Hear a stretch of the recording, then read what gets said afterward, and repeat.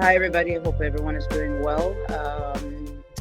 If you can mute your,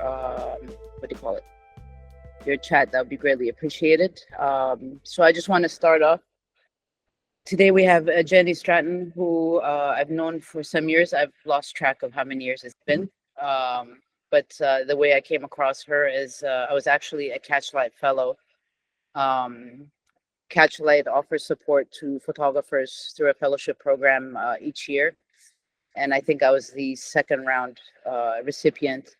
So whenever I'm teaching class, I always encourage everybody to apply. The application, I've even shared it. It's on now. Jenny will give you more information about that. And a lot of the times, the thing that I've understood is that a lot of photographers are not working in collections or in narrative storytelling. So if you're looking for grant opportunities or, even for competitions, I mean, there's an importance of having long-term projects. So a lot of photographers, I notice in Africa, do not work in the long term. But this is, one of the key things to focus on, because the ultimate goal, I think everybody needs to aspire to making a book. This is how I always say, is that just imagine that, whatever that you're working on, that you flushed it out in a way that at the end of the day that you can make a book out of it. So I'm gonna go unmute. So if you have any questions, just share it on the chat. And then during the question and answers, Jenny, I'll tell you what the questions are to answer. So thank you everyone for being here. This session is being recorded. So here we go, Jenny. Sounds good. Thanks so much for having me. Welcome everyone. It's very early morning where I am zooming in from in California, so you'll see probably the sun go up behind me. But my name is Jenny Stratton. As Aida mentioned, I'm the executive editor at CatchLight, which is a visual-first nonprofit media organization that really believes in the power of visuals to connect and inform communities. And I'll share a little bit more about that. But primarily, my work alongside my colleagues at CatchLight is to really build networks and infrastructures for visual journalism and visual storytellers like many of you in the room today. I have the honor in my work to work directly with fellows like Aida and media partners on new initiatives, as well as on long-term visual projects, which we're really going to focus on in today's workshop. And as hard as it is a little bit for me to toggle, please do, keep the chat active. I would love to just start out by knowing how many of you, and you can put in the chat, are working on long-term projects or have an idea for a long-term project or just interested in learning more about how to get started. So please feel free to put in the chat where you're at. Feel free to introduce yourself. Again, we're really hoping to have more of an interactive and conversational session today. A big joy of my work is really getting to see and work with our fellows on their long-term projects and how their photography and practice changes over time, and really helping them think through meaningful ways to engage communities and audiences through their work. So I'm going to advance the slides. So today, just to give you a little bit of the lay of the land, we're going to have a learning presentation. I just kind of want to share a few attributes and strategies of long-term visual projects that I think are helpful or have been helpful in my work. We're going to do a creative exercise because, like I said, it's not, you don't want to just hear me talking the whole time. We want to make this interactive and try some of these exercises and strategies. We're going to take a short break because it's long being on Zoom for a couple hours or Google Meets. And then Aida and I will have conversation, Q&A, and we'll really talk about the Global Fellowship, as well as just some general tips and tricks for applying for grants, which I hope you all do. And then we'll wrap up. So again, just please check out CatchLight. I'll put information in the chat and can send in a follow-up, but we are a visual first media organization. Like I mentioned, we're based in the Bay Area, but we work both globally and in the US. Our local visual desk really supports local newsrooms here in the United States, both with their visual infrastructure, but also with placing full-time photojournalists back in local newsrooms, which is, we've had a lot of de-investment in local media in the United States, and visual folks are often the first and visual departments to get cut. So this initiative really looks at revitalizing visual journalism at the local level. We also have our Global Fellowship that Aida mentioned and we'll be talking more about today that really supports leaders and visual storytellers working on long-term projects and impact initiatives. And then we have convening. So like our lecture today, we have workshops online. Please sign up for our newsletter. I'll also put that information in the chat. We have an annual visual storytelling summit in person in the Bay Area. And then we have a night of photojournalism tour that has gone both in the US and internationally, and we're looking to expand that even more next year. So lots of places to convene both online and in person around visual storytelling. So as Aida mentioned, there's a lot of reasons that I think folks should engage in long-term visual work, but I thought instead of name all my reasons, I would ask some of the visual storytellers and fellows in our network, and these were their responses. I'm going to talk a lot today about how this work is really hard and requires a lot of endurance and commitment and patience. So I thought it would be good to start with why. And so some of the responses from our photographers that I think made really good points was around, the relationships it conjures up. There's a lot of relationships both with the folks you're working with on long-term projects, but also working in community to help shape and build them. The impact they can have working long-term, you can really make an investment on a story over time. The ability to go slower and deeper rather than faster. To have space that's not necessarily tied to an assignment or publication that might have really short-term deliverables or deadlines. It's something that you can return to over time. And I thought it was interesting and a good point too that somebody had brought up that it actually opens doors for them in getting short-term assignments from publications and other organizations, because they know this is kind of like their beat or the subject matter that they're very committed to and have been working on over a long period. So it can really open those types of doors, and also I think really open up your photographic practice. So that's a little bit of the reasons to engage in this work. As far as the attributes that a lot of long-term projects I think share is that are good to keep in mind as you're embarking on long-term projects. And you'll see I'm a collector of inspirational quotes. So you'll see some of these today. Hopefully, take the ones you like, post them on your wall, leave the ones you don't.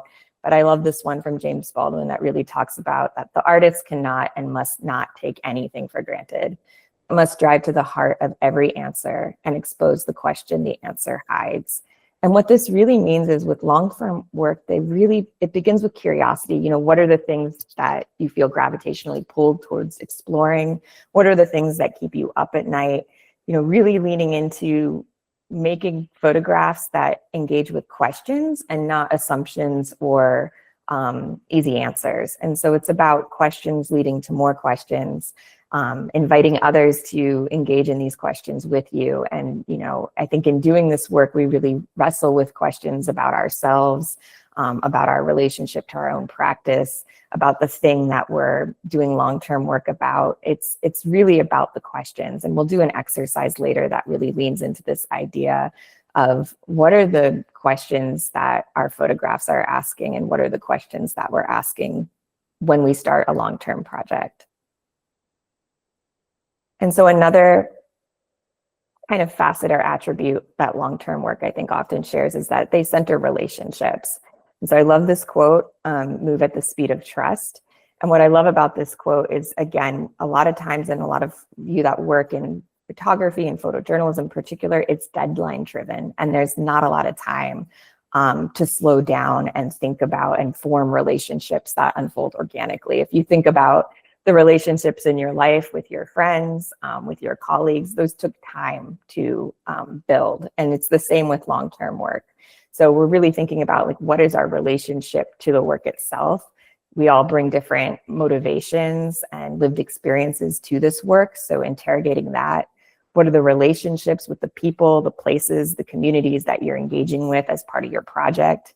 And what are the relationships with your collaborators and distribution partners? It's all about relationships. And as any relationship, professional or personal, it really requires patience and commitment. And then embracing openness. And I love this Rumi quote, life is a balance of holding on and letting go. And so that's really hard, right? Like we come to this work a lot of times with a vision of what the final thing is. And sometimes it's about making more space and being open to change and emergence, and being open to maybe being wrong about what your initial thought of what the project narrative was going to look like. It's about being open to being confused and losing your way along the way and getting stuck. You know, that adage, two steps forward, 4 steps back. It's about being open to complexity and contradiction. A lot of times, long-term projects don't really have neat narratives. They're messy. It's really about being open to different ways of seeing the thing, and also different experiences. And it's really about pivots. You know, there's logistical pivots that long-term projects really require, because things don't always go as planned, you know, whether it's weather, whether it's a person that you're photographing moving to a different location. There's a lot of logistical pivots that need to happen along the way. We're changing constantly, and long-term projects evolve as we evolve. There's a lot of life that happens when you're working on something over multiple months or multiple years. And I also just kind of really emphasize that, you know, our long-term projects and art in general is really a conversation and not a formula. So just being open to trying new things with your practice, and also letting things take the time that they need to grow.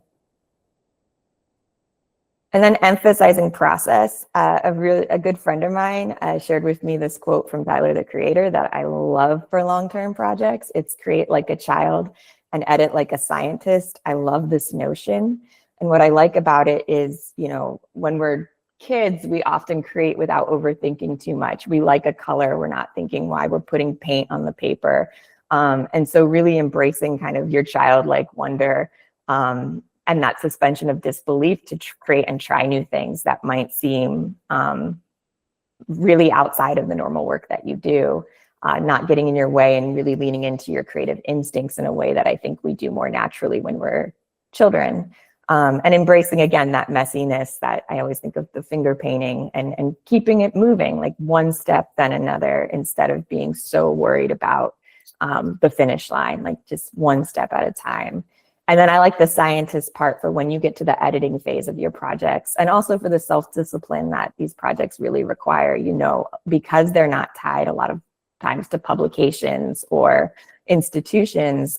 Sometimes you have to make your own deadlines to make time for the work, keeping organized, and then the editing process really being more scientific and distilling down, looking for connections, images that work well in conversation with each other, and reworking that edit again and again, like a scientist in a lab. And then grounded in creative research. So I think it's helpful to think about long-term visual projects are research projects, really understanding and doing your homework about the context of your project, whatever that may be. And again, I'd love if you are working on projects to put them in the chat, and I might not be able to read them in real time, but I'll definitely look at them later and would love to see what you all are working on. So understanding, again, like what not just the specific context of the project is, but what surrounds it, what historically has been photographed, or what visual research, you know, symbolism, things that speak to that. What contemporary context is it now? Can you do field work without the camera to really understand the place, the people, the situation that your long-term work is about? And then I also really encourage folks to look outside of photography to vary their inspiration for their projects. So if your project was a playlist, what songs would be on it? If you can watch a lot of film to get ideas around how to think about different aesthetics for your project, read poetry, spend time in nature, look at paintings. Paintings are incredible ways to study light and color. Get outside of just the photo world to draw inspiration and visual research for your project. And so we have these creative attributes that are shared by all long-term projects, I think, and that they are, like we said, driven by questions. They center relationships with ourselves, to the work, with others. They embrace openness. Like we said, pivot, pivot, pivot.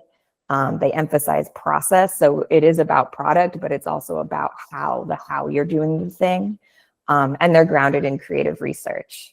And so I did want to also share, we have these attributes, but what are some creative strategies that can really support you as you're building and developing your long-term projects? And so one that, is encouraging that there's a bunch of folks here today, and again, introduce yourselves in the chat, is to build accountability. I think a lot of times, like photographers, we think of ourselves as lone wolves in our projects, and long-term projects actually require team sports. Like you need other people to both be your accountability buddies, to bounce ideas off of, to talk to when you get inevitably lost, and also to help you with edit and fresh perspective and feedback. And so I think applying for fellowships like the CatchLight Global Fellowship, which we're going to talk about today, is really helpful.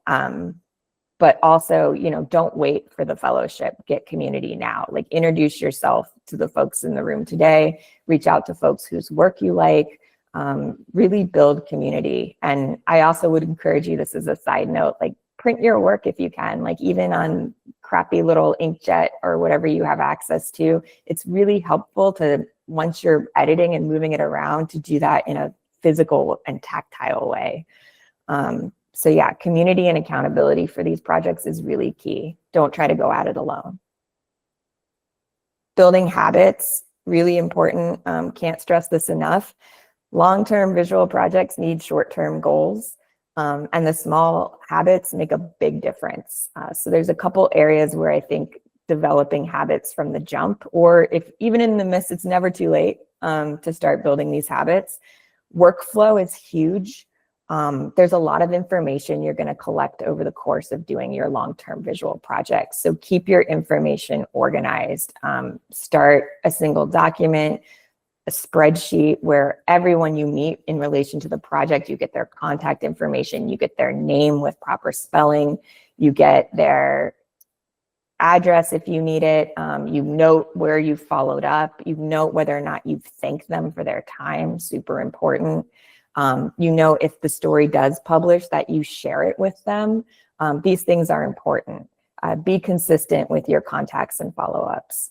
Captions are another big one. We could do a whole workshop just on caption writing, but keeping information for your captions, that who, what, where, when, is really important, especially as you start to put the edit together later. And I would really encourage you all to keep the caption information both in a document, but also in the metadata of the photographs.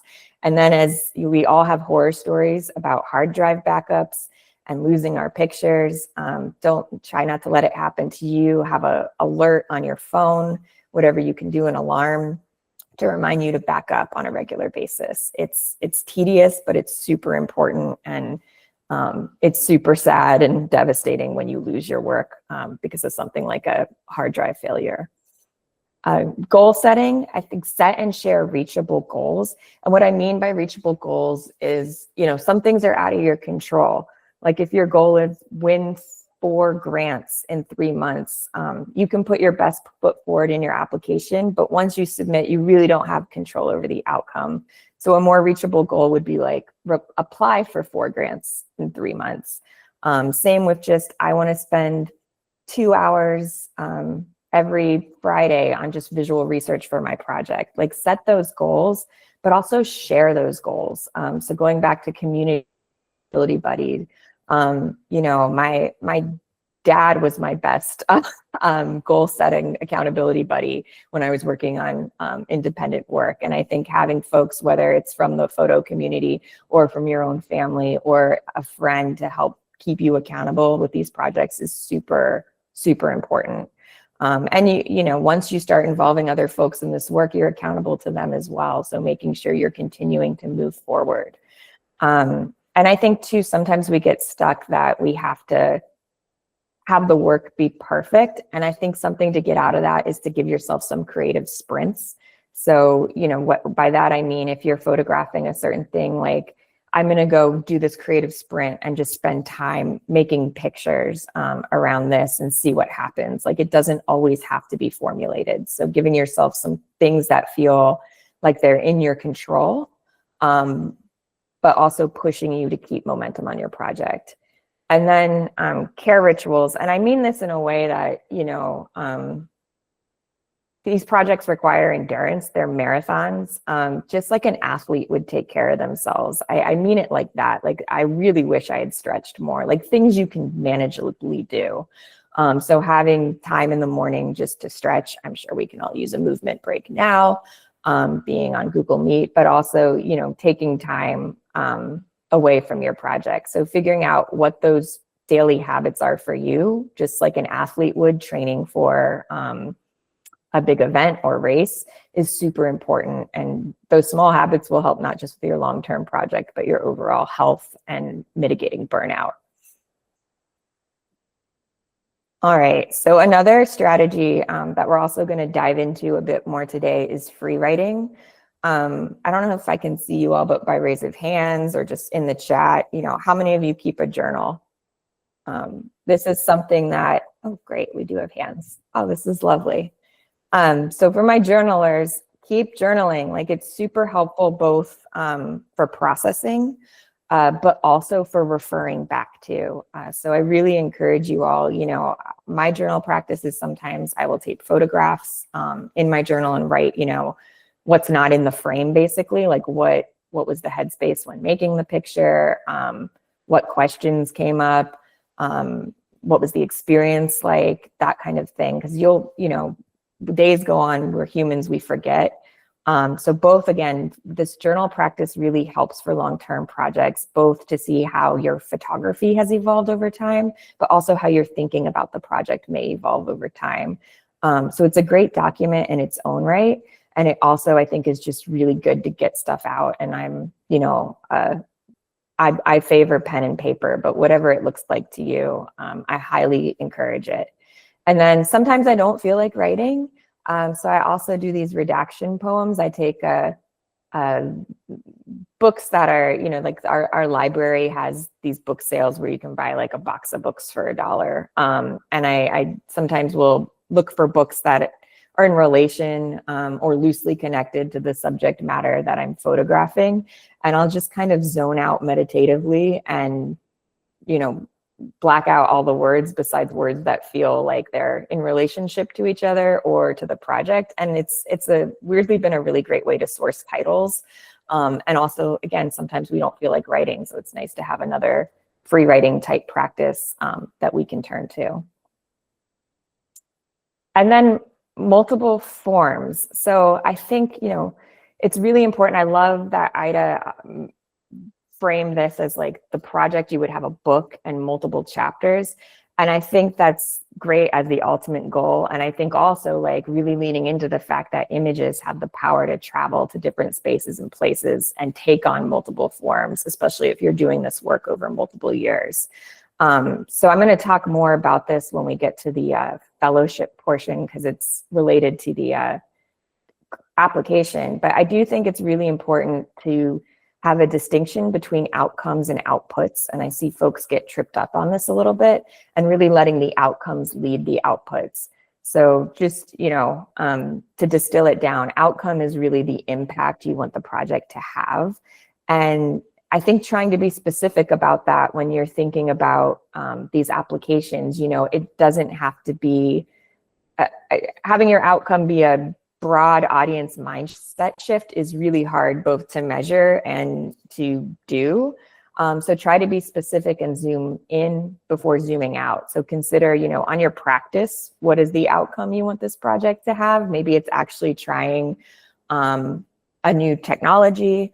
Maybe it's your first long-term project, so it's that taking that challenge on. Maybe it's really understanding the project is about your family history and it's understanding that.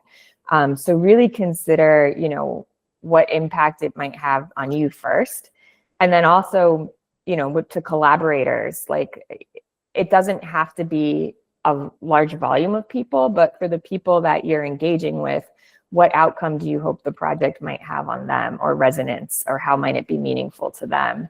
And then going to audience, like, is this, you know, a topic or project that doesn't get a lot of attention? How can your project really be a service? And then aligning those outputs with the outcome. So the output really being that thing you produce, and that can take different forms, like a book, a photo essay, projections, an exhibition, maybe it's a community archive or resource. I think long-term projects should and can take multiple forms. So I did want to share a few examples of some of our past fellows' works of how their projects have both evolved and taken multiple forms. And I wanted to start with this project, Visions of Justice by Brian Frank, who was actually in our inaugural Global Fellowship class. And his work happened about over the period of a little bit over a year, documenting young men in Pine Grove Detention Center, which was the last youth rehabilitation center in California. And he not just documented, the folks that were inside the rehabilitation center, but followed several of the young men when sentences were completed and they returned home. And in doing that work, he really wanted to find ways for the project to be in service to that specific community he was covering, and specifically to the young men that were returning home, to help, support them and provide resources. And so his project evolved from the photo essay that was published by the Marshall Project and CatchLight into a workshop called Visions of Justice, which was in partnership with Project Rebound, which was an organization that provides college pathways for court-involved youth. So he was able to partner with an organization that was already working in this space and providing education resources to the community that he wanted his project to serve. So they did a series of photojournalism workshops. And then the project took another form when they had an exhibition at the Hall of Justice in San Francisco. And again, not the most beautiful gallery space, and certainly not a traditional gallery space, but it was really important for the work to be seen here to reach people that were connected to the issues that the work was exploring, and also were key stakeholders in the criminal justice space in San Francisco. So this is a photo of one of the workshop participants, and to the right is at the time the district attorney of San Francisco. So again, for outcome, this, to me is a photograph of outcome. It's two folks that probably wouldn't be in the same room together, actually talking and having a conversation and having space to connect through photography. And then the project took another form by creating a pipeline for a few of the young men that participated in the workshop to actually get paid assignment work in photojournalism for publications like Vice News and California Sunday Magazine. So again, the work evolved and took on different shapes and forms that I think when Brian was first started, he wouldn't have been able to articulate or know. So really being open to emergence. And then also, I think this is a great example of how, impact scales can be smaller and still really matter and make a difference. And then I also wanted to share work by Coral Caballo. We Were Always Here was her long-term project. And again, it started with her own family and exploring her family's history and roots and background in connection with colonial narratives and histories of Afro descent in Mexico. And this also evolved into both a community archive, which she's finding ways to preserve these histories that don't have visual archives, and then also into a workshop. So expanding the conversation from her own family history to having workshops focused on preserving family photographs and building connections with community members. And so, I also want to point out too, like with this work she created, I think I have them here, these beautiful zines that, this one folds out into a poster. This one is more like high gloss magazine, but I love this as a form because, she could distribute more of them. So making sure everyone in the workshop can get a copy. I think they're probably more affordable to print than a hardcover book. And also when she travels, they're much more portable to be able to share the work in different spaces and in different countries. And this work evolved even again into a community public art street exhibition, which she installed in collaboration with the community members who were part of the workshops. And they're really just these lovely, they're bringing visibility to community histories that often go unseen. And then one more project I wanted to share in terms of multiple forms is Standing Strong by another CatchLight Global Fellow, Jose Rivas. And what I love with this image, and it gets to the point from earlier, that his project was also really driven by questions and what it means to be a future ancestor. And so he has questions here that really drove this work, which is, what do I leave behind for you? In this case, referencing his son and becoming a father. What is my role in your life? And how can I be a good father to you? And really taking these questions outside that he's grappling with on a personal level and bringing them to the wider community. And so his work really turned into kind of a poster and information campaign. So this is an installation in public space at Photophil Festival. And then it took on another form in this poster campaign installed on streets in Portland, Oregon, for visibility for people who might not walk into a gallery and see the work, or otherwise engage with the folks that had contributed knowledge. And what I also love about this is he took it a step even further, experimenting with new technology. And so when you hover the phone over the poster, it comes to life with animation and shared teachings from the participants in the project. So I really love that this work blends both digital and indigenous technologies. And then I just wanted to share too the way Aida's work, I think, travels so beautifully from places like galleries, also to bus stops on the street. So I wanted to take a break and temp check. How are we all doing? All right, we ready to do an interactive exercise? Okay, I'm not getting any thumbs up, so I hope you're still with me. All right, great. All right, so I'm gonna recommend that folks really take a minute to, if they can, have pen and paper. And I wanna just, actually engage in a question generating exercise with ourselves. So it doesn't matter if you're actively working on a long-term project. It could be an idea you have for your project, but we're gonna take about 10, or we'll do 15 minutes and come back at 45 after. And I'm gonna ask you to identify and write down 3 core questions that you are currently asking or interested in engaging with your work. And I put an example here from somebody who did this exercise in the last workshop. So you're gonna write down 3 questions, and then you're gonna pick one of those questions and respond to it with more questions. So try not to overthink, just write what comes to mind. So in this case, the person chose, how do families rebuild or relocate after losing their physical home? And they responded with, what parts of home are tied to land, to objects like photographs and heirlooms, how much of home is tied to people. So we're just gonna do this experiment. There's no right or wrong. Does anybody have any questions about the exercise before we break to do it?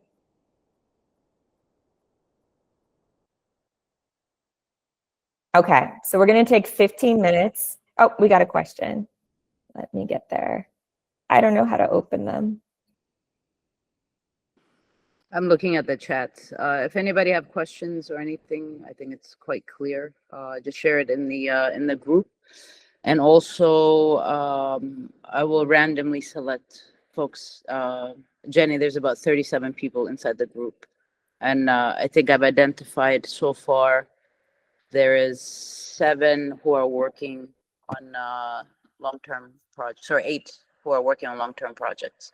So for those 8 who have stated that you're working on a long-term project, I encourage you to answer these questions, and then I'll also be asking you questions as it relates to the projects that you're working on. Awesome. Okay, we're gonna come back at 45 after, and feel free to also, if you need to, take a little stretch break to do that, but please be prepared to possibly share out when we return. Thanks, y'all. All right, everyone, I'm going to ask that you show that you're back in the Google Hangout by putting one of the questions that came up in your free write exercise in the chat.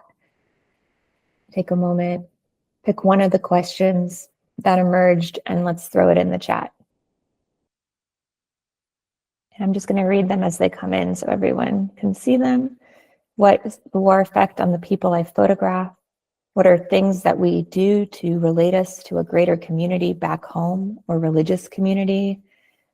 How was your mental health during pregnancy and postpartum? How have colonial land systems shaped who belongs on the land? Can road become a sort of home? To what extent do people in my community reflect on the current occupied territories in northern Morocco? How do people rebuild after eviction? How are feelings, emotions experienced across the world, and how do they connect us? How does man connect with the divine? Who can assist to see change within the country? How does sudden loss reshape the emotional world of those left behind? What is the meaning of home? How do contemporary Ghanaian girls define womanhood for themselves?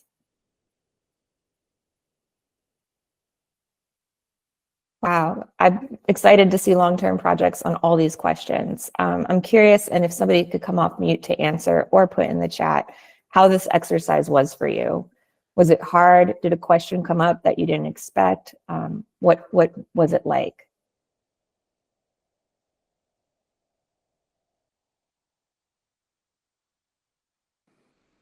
Amar, you can respond on this, I think. Hello. Can you hear me? Yep, I can Okay. hear you.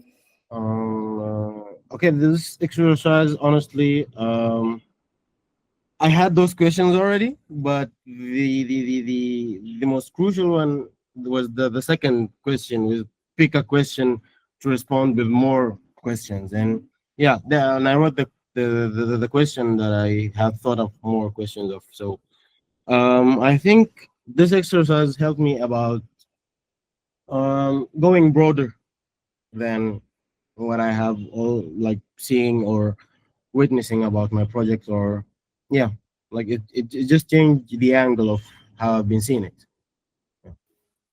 Thank you. I'm excited to dive in more when we talk about your projects. Does one or two other people want to share how this process and exercise was for them?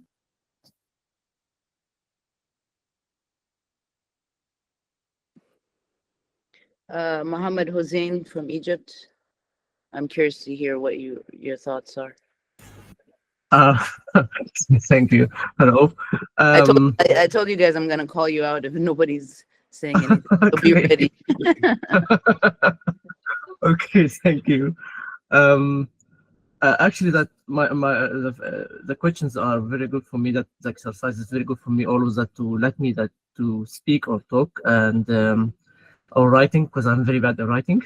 Um, I would say the question comes for me because my project is about home, meaning of home, and meaning of change, and meaning of a lot of stuff. And also, it's add for me something like, because I'm back and forth to a new idea I want to work on. So I had some other questions about something in my mind about other community, because I'm always like love to see and to shed light on neglected communities. So that's why that I'm trying to focus about another project. It could be long, it will be not long, I don't know. I will see how it would like. So it's really helped me that to get another new questions about what I will look for next. That's so great. And I also appreciate your honesty about maybe not being drawn to writing. And I've worked with a few folks that, that's just not their thing. And what we do is we actually just have them use their voice notes on their phone to say their questions.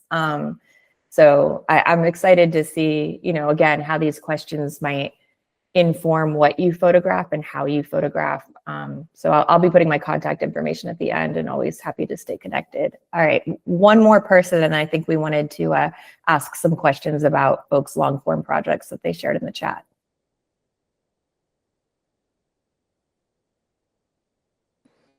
Okay, Wada, Omar. Yes, hello everybody.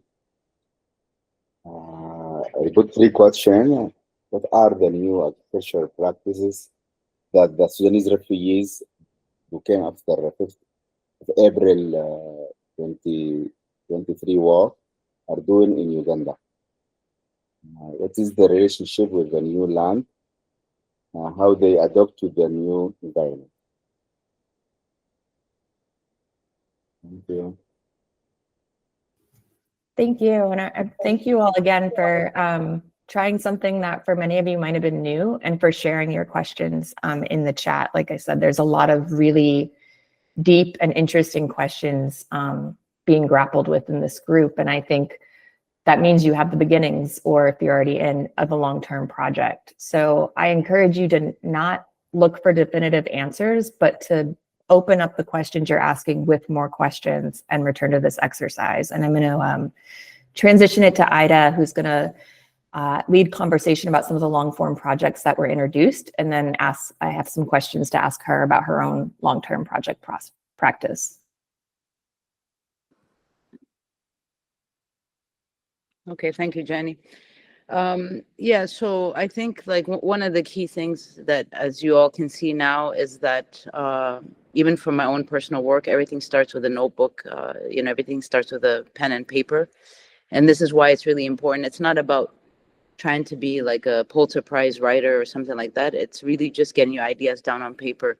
Because I find that often we think we have great ideas in our minds, and then we go out to take photos, and then we realize that we're lost for ideas. So I always try to encourage, the basis of image making. You have to have sort of an organized approach to your subjects or your topics. So for example, if you're working for a newspaper, you get a commission, you will often get like an assignment with a description of what is the content that you have to cover, what the editor is looking for. As it relates to fine art photography, it is about building a collection. And this is why, from my end, I always try to encourage students, keeping a journal is very important. And it's also a way of like releasing what's in your mind. And the reason I say this is that sometimes we overthink things. And when we write it down, it kind of alleviates that aspect of it. So with Jenny going through these exercises is to help you also to understand it's also, we're talking about narrative storytelling, which means is that as photographers, our main goal, regardless of which medium that we use, it is to be able to tell a story through a set of images. So for example, I know that some of you are going to be participating in our portfolio review. And the one key thing that I always see when we're doing portfolio reviews is that often photographers are not telling us, there's a lot of repetition. It's almost like the repeating of a sentence. So, and this is not just an issue only in Africa, it's a global issue with young photographers about how to construct a collection of images to tell a story through that. But more importantly also is that a lot of the times it requires a lot of research, which means is that if you're going to delve into a project or a story that you want to tell, you have to also see what has already been done in the past. So when we talk about doing narrative storytelling, it's not to repeat what already exists, but it's to offer a different insight. And for those that are living within the continent, a lot of the subjects that you guys are picking, these have been documented by different types of photographers. So you have to be very clear, what is the insight that you're offering us? What is the different angle that you're going to show us? Because effectively, I believe that through photography, it's also a form of educating not only ourselves, but also those that are beyond our borders. So through these long-term projects, it's also a way to flesh out an idea.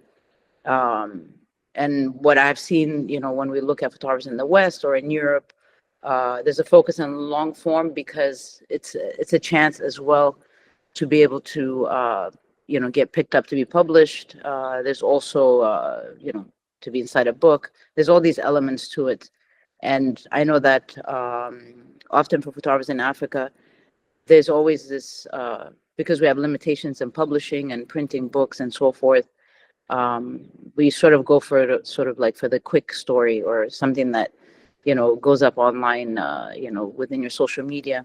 But working on these long-term things, actually, when you are being approached to be reviewed or even to participate, for example, for the New York Portfolio Review, having a body of work shows the editor that you are dedicated within a specific topic.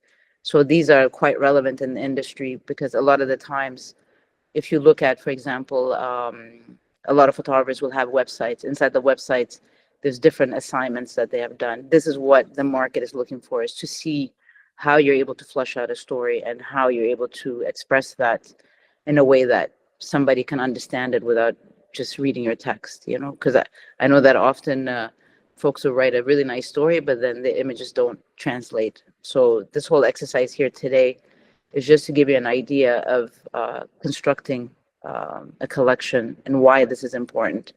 Even when you want to exhibit or apply for competitions or any of these things, having a collection is relevant because it's a way to also organize you in an opportunity that, for example, if you have a collection, you have an opportunity to publish, to exhibit, there are many different, and to apply for competitions and grants. And I know that, for example, for CatchLight is looking for like stories, and to see that you're able to express those stories and you understand how to construct a body of work. So it's not just about following, right now, the key contents that I see coming out is a lot of focus is going into climate or gender issues, but inside of it, there's a lot of different types of stories that are not expressed.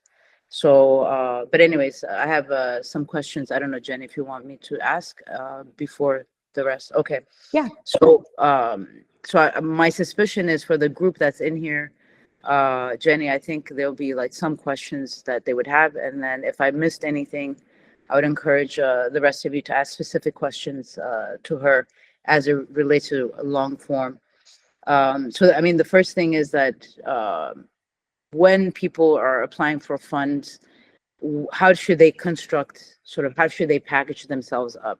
Because I know that when we get submissions, there are things that to me are missing often. And we've done this exercise before as well last year as it relates to making applications for grants and support. But what are the key things that they need to take into consideration for their body of work? Yeah, so I think it'd be useful. I'm going to share my screen again really quick to just kind of go over the components for the CatchLight Fellowship, because I think it's a good kind of barometer for what other grants often ask for as well. And I'll get more into this before the end of the session. But for packaging yourself up, I think having a cohesive project statement, which can, you can take these questions we just did and build your project statement around that. Like, you don't need to have a statement that says you have it all figured out, because then what are you applying for funding for, right?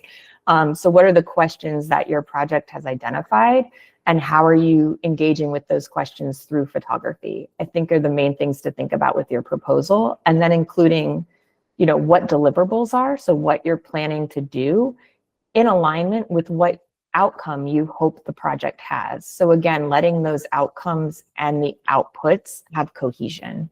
Another thing to package yourself up, Aida mentioned, if you're putting a portfolio together and you haven't done a long-term project yet, making sure the images that you do submit have visual cohesion, or speak to, something about the proposal itself. So even if you haven't made work yet about the long-term project you're proposing for the grant, if it's a portrait project, can you show us, a selection or collection of portraits that speak to how your project might unfold, the long-term project? If it's a project about a specific facet of climate change, have you done documentary work that you're building off of that speaks to that topic? Have some sort of cohesion or connection between the portfolio of images you're submitting and what you're proposing with the project. And again, that doesn't mean the images have to be from that project, but they should speak to what you're proposing, and you can draw out those connections in your narrative statement. I'd make sure those images are captioned, and the caption standards, identifying who is in the photograph, date, if it's a person and there's more information like a quote from them, I always love to see that. And if there's anything about the process you can put in the caption information for the grant, that's helpful as well. But spend time on your captions. Don't let them be an afterthought. Take time and care to write them, and make sure, again, that when you look at that portfolio of 10 to 20 images and then you read your proposal, there's a through line and a connection that someone who's less familiar with your work will see. I'll stop there to see if there's any questions around that.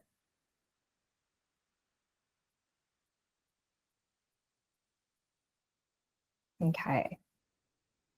So I think the other thing is to show in your proposal, you know, like why you and why now? So why are you doing this project? What's your relationship, your connection or disconnection to the work? And then also, why does it need to happen now? Timeliness is super important to photographic work, and it doesn't need to be timeliness because there's a specific event. It could be timeliness because at this point in your practice, you feel well poised to tackle this subject matter, or because there is something coming up in the new year that makes this particularly timely. So think about timing and think about why you. Awesome. Ida, did that answer your question, or is there more you'd like me to talk about, or specific components? So another thing also is that I think one of the key challenges for photographers is editing, because when you're working on long-term form, I think often photographers are editing alone, or you know, like in the selection process. So you can technically be proficient, but then I believe that, and when I'm talking about editing, I'm not talking about photoshopping. I'm talking about selecting images in order to tell the full body of the work. So do you have any advice for them as it relates to that? Yeah, I think I would go back to the, it's really hard to edit your own work, and by editing, again, sequencing to make sense of these projects. Ida brought something up earlier about like asking yourself, are there certain photographs that are saying the same thing? And then really distilling down to the one photograph that says it better, or says it in a way that makes more sense for your project. And I think if you can find, again, even just one person, you know, that also has familiarity with photography to look at your work and give you feedback, that's really helpful and worth your time. So I would really encourage folks to not edit alone, to put together a sequence and get feedback on that sequence. And I would say too, you know, if somebody who is involved with the craft, but also sometimes it's helpful for me to get feedback from somebody who doesn't know anything about photography or isn't in this world, to see how they're reading it. Because that perspective is important too, because that's a lot of our audience isn't immersed in photography or photojournalism every day. So getting feedback from multiple people, I think, is really helpful. Like I mentioned before, however you can, it can be the cheapest print. Actually looking at the work on a table always unlocks new things, and it's just easier to see the connections or the contradictions that are present in the work. And thinking about it again like a sentence, where are your comma images that are like the breaths between, where you're, you know, not every image should be the same even type of image compositionally. So saying the same thing, but also like technically not being redundant, so that it feels like a narrative. I also think it's really important for applications to spend time in the platform that the grant application is in, to put your mind in the reviewer to see how they're seeing the work. Your edit for an application will not look like the edit for your final project, because it's a different format. And you can see, like, we use Submittable at CatchLight, and there, you know, it matters to see how it looks. So take time doing that, and don't be afraid to move things around for the purposes of the application, even if it's not congruent with how you're doing it for the project itself. But I think sequencing takes a lot of time and a lot of reworking. It's like a puzzle. You're kind of constantly going back. So I also, you know, for beyond applications, really encourage folks to edit as they go. So as you're making work for your long-term project, you don't have to wait till the very end to edit. You can start looking at the work and seeing how it's in conversation with each other and what connections are emerging as you go. Okay, Jenny.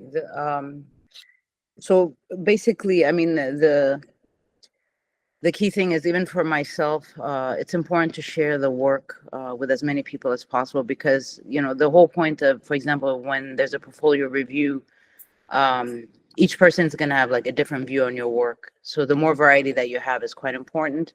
But at the end, you're the one that's going to make that final decision, because sometimes when we're deep inside our work, we don't see a lot of things, or we might have discarded an image that's quite important. And the key thing, and I keep saying in different workshops and so forth, is that the way that you organize your folders as it relates to when you're working on these long-term projects is that you need to have a folder with an edit of 100. So I normally recommend edit of 100, then 50, then you select from the 50, 20, 10, 5, and then that one image that's the lead image. So for example, if you ask me to look at your work, I'm going to ask you to see the 20 first, and then I'm going to request for a wider edit. But having it organized is quite useful, because even when a couple years ago when I did the Canon Student Development program in Spain, photographers that were prepared, wouldn't wait just only for the review process, but during lunch breaks and during dinners, they would, show us more work, and that helped sort of guide them through it. So being as organized as possible is quite important. And as someone, I think, Nasreen, you were talking about PDF. So for example, if you're going to make a PDF of your work, there's one thing I absolutely hate, which is watermarks of your name on photos. Like, this is already, I mean, I see that a lot, and it's quite distracting. So for your PDFs, you basically put one image per page, and no more than 20 images, just to sort of, how do you say it, just to sort of understand your visual language. And often within the professional world, you have your title card, then you have your bio, and then the artist statement, or what is it that you are expressing through the visuals, and then the 20 images. And this makes it easy for folks to look at and to be able to comment on as it relates to like looking at a body of work. The other thing also is, somebody was asking about for applications. I think, Amina, was you, as it relates to putting together a budget and so forth. And normally for me, it's, after you have your expenses, the artist fee, which for me is sort of like the administration fee, should be around 30% of the whole budget. You know better how long is it going to take you to do the project. So if it's a 1 month thing, it's another thing.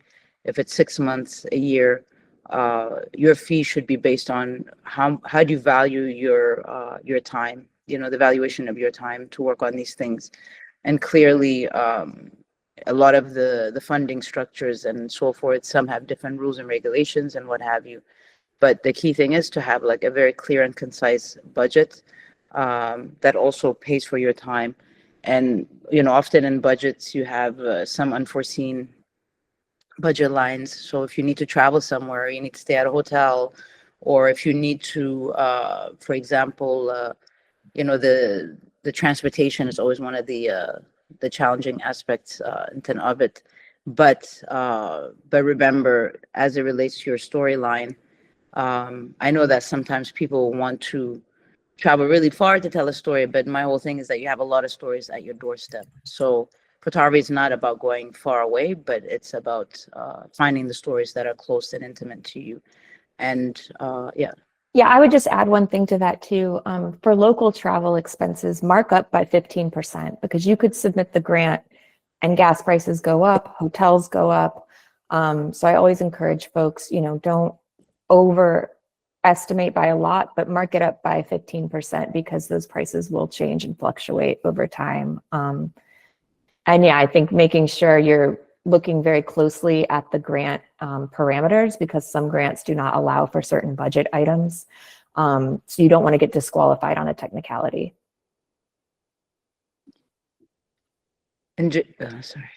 So Jenny, Nasreen is asking about sharing the PDF that you have.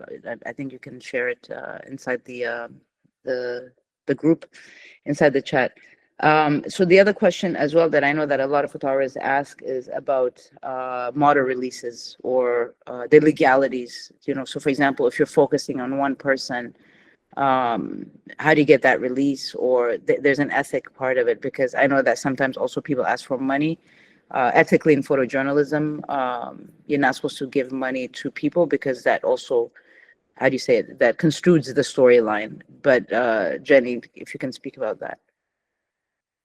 Oh, that's a meaty topic. I think there are ways to both respect those editorial boundaries that exist for a reason and think through ways to compensate people for their time. So for instance, if you're doing a workshop with participants, you might pay them a stipend for participating in the workshop, or you might, you know, have other benefits like providing copies of the photos. We did one community archival project in Chicago where we made sure all participants got hard drives of their family archives, as well as prints. So I think there's, you know, and also made sure to feed everybody at the programming so that, you know, we're asking them to spend a lunch with us to both be photographed and to share archival stories that they're, you know, had food and sustenance.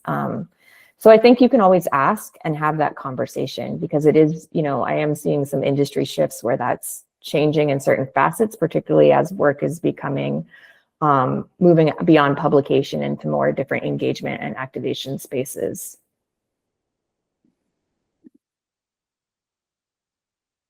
So Jenny, did you want to continue with the presentation? Because I have a list of the AFF that I wanted to ask questions for, since they're the ones that have the long-term projects.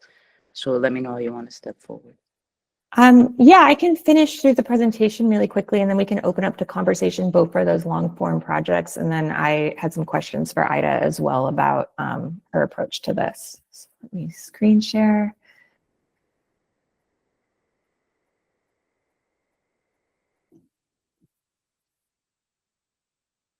All right, let me move back here really quick. So as mentioned, our Global Fellowship is now open. This is an incubator for visual storytellers and leaders. There's monetary support of $30,000, but beyond that, we really have this adage that fellows are fellows for life. It's not a coincidence that Aida and I are doing this together today.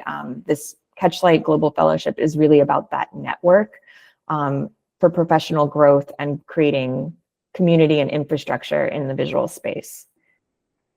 And what we're looking for in candidates is one or multiple of these descriptions. It could be a photographer or artist working on a long form visual project with an eye towards impact. So really thinking through how they're going to leverage that work for positive impact in the community that they're serving.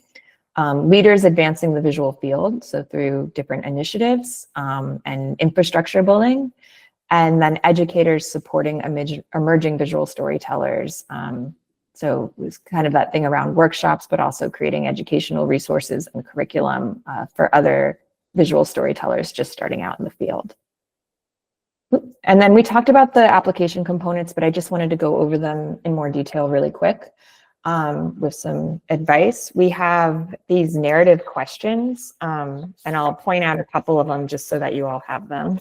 I'm just getting my notes out about this.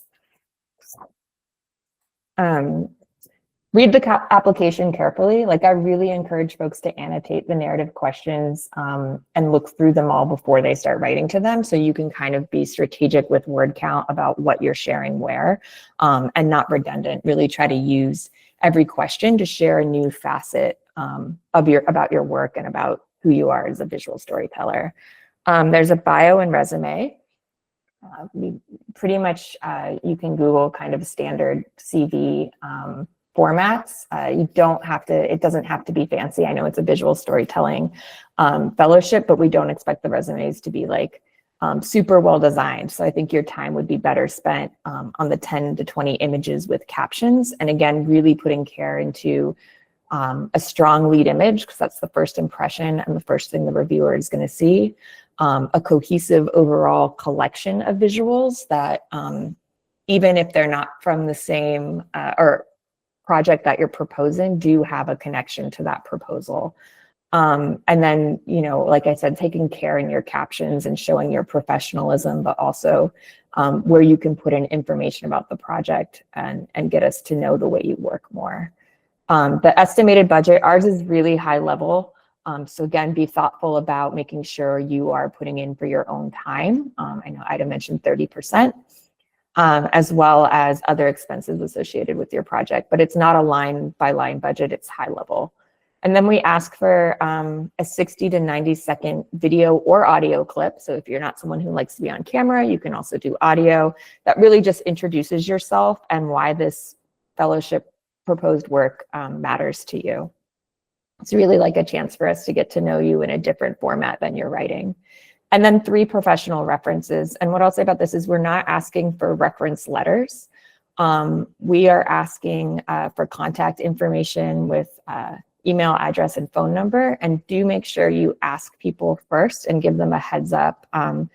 Once we get to the second round of the selection process, that's when we look at contacting references. So it's good to ask people before putting their names down so they know you're applying. It's also a good opportunity to ask them to look at your work. Again, to Aida's point, it really helps to get feedback from different people.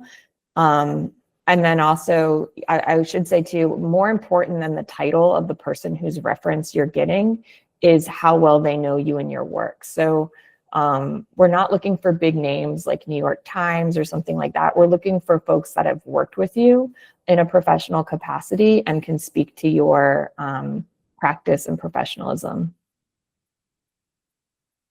And then I wanted to point out a few of these questions that we have. One is for the fellowship proposal statement, we actually ask you to list 1 to 3 questions that you will be engaging with your proposed fellowship work. So guess what? All of you have the start of those questions today, which is awesome. It's actually on the application. We're also asking you to identify your target audiences for creating this work, and you'll notice the word count for both of these questions is quite limited. So just make sure you're being concise. For that first question with the driving questions, you can genuinely bullet list those questions. And I really encourage you to not use AI and to also read your responses out loud because it really helps to see if it is clear, if it's concise, if it's engaging. And you can find ways, like there's the information you need to get across, but we also want to get a feel for you. So if there's ways, if you do have a journal writing practice, you can bring in some of your more creative writing, finding spaces to do that, but making sure you have the information very clear and upfront. And then I also wanted to share this question, which again connects to some things we were talking about today, which is around what your primary fellowship deliverables are. Again, this is your outputs. These are the things you're going to produce during the fellowship. They can also be milestones. So maybe you're not producing something, but you have a milestone to have conducted 3 workshops. It's really about your plan and what you're going to produce. And then the second question is really around the outcomes and how, the modes of distribution. So our outcomes, again, thinking about the impact you want to have, whether it's on a few people or a lot of people, try to be specific, try to be feasible and realistic in what you can accomplish. There's always room for blue skying later, but we want to see that this is something you've really thought about and that you feel like you can, with CatchLight's support and with the support of the fellow network, reasonably achieve. So I encourage you all again to zoom in with your impact. So what are a few small things, and then zoom out to the larger change that maybe you're hoping to contribute to. And then distribution, if you have any distribution partners, this is a good place to mention them. But if you don't have distribution partners, this is a good place to show that you did research around different publications that could be interested in your work. And when I say publication, I say that very loosely. It doesn't have to be a journalistic publication, like if you're working more in the art space or there are art publications. If you're doing something that has research implications to a topic area, looking at academic journals and ways that that information can reach people. So I encourage you to do your homework if you don't already have distribution partners, and mention some that you feel like are a real fit for the work that you're trying to do. And then I just wanted to show you really quickly like what the images look like as a reviewer on our platform. You can see this when you go into Submittable, but I think it's helpful to see.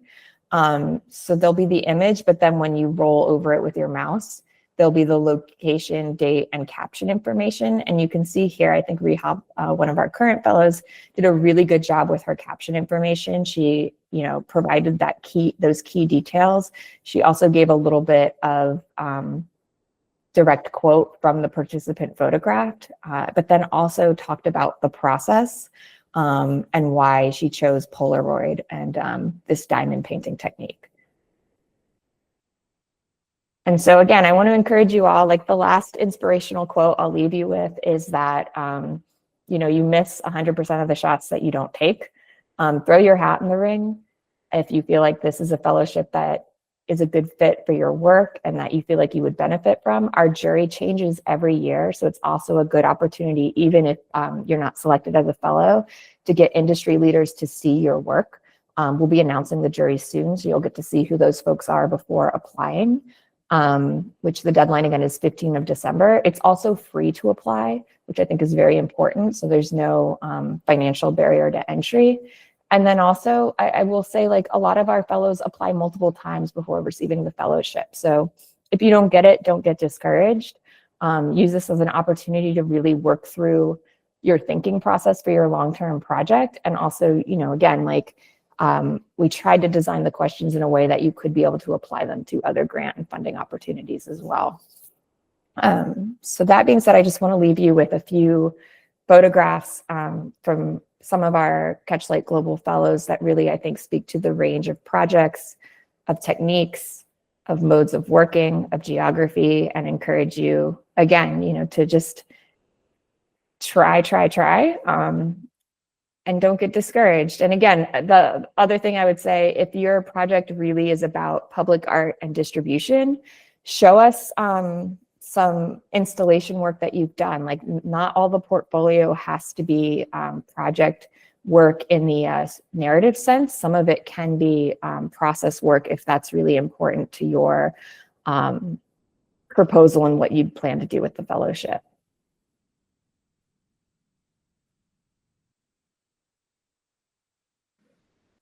Jenny, I will assume that it's new work that you guys are looking for. Yes and no. So we're looking for new work, but we're also looking for new modes of distribution. So if you have a project that is further along, but you want to try different ways of engaging communities with it, or you want to work for a next chapter or collection and build off of that work, that's perfectly acceptable too. And a lot of our fellows, that's where they come into the fellowship with.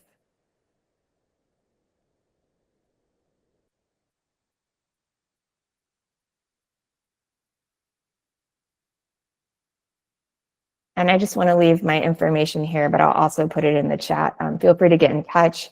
The website for the fellowship application, as mentioned, is now open and is here. And we'll transition this to Q&A.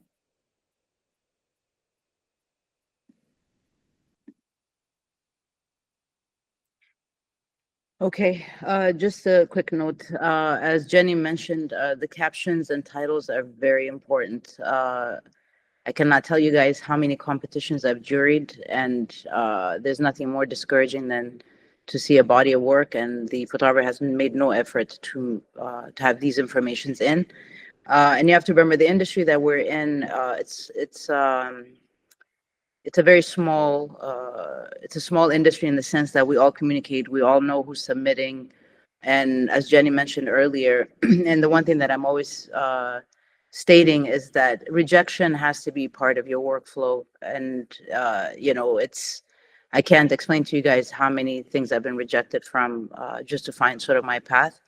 So if you're a photographer who only submitted once and you're like, I don't see the point of adding, submitting again, remember, all of us are looking at names, and we see, there's been some competitions where we've seen repeat names, but the positive thing is we see the progression of that photographer. So the people that are actually jurying your work or reviewing your work, they each come from different industries and different markets, which means that if you didn't win the fellowship or any of these prizes, that there will be someone there that would be interested in your work. So don't take these things for granted. I'm a big believer in submitting to opportunities that don't cost you anything. So it's a matter of like being organized and sort of understanding. And it's not only CatchLight. There's many opportunities online.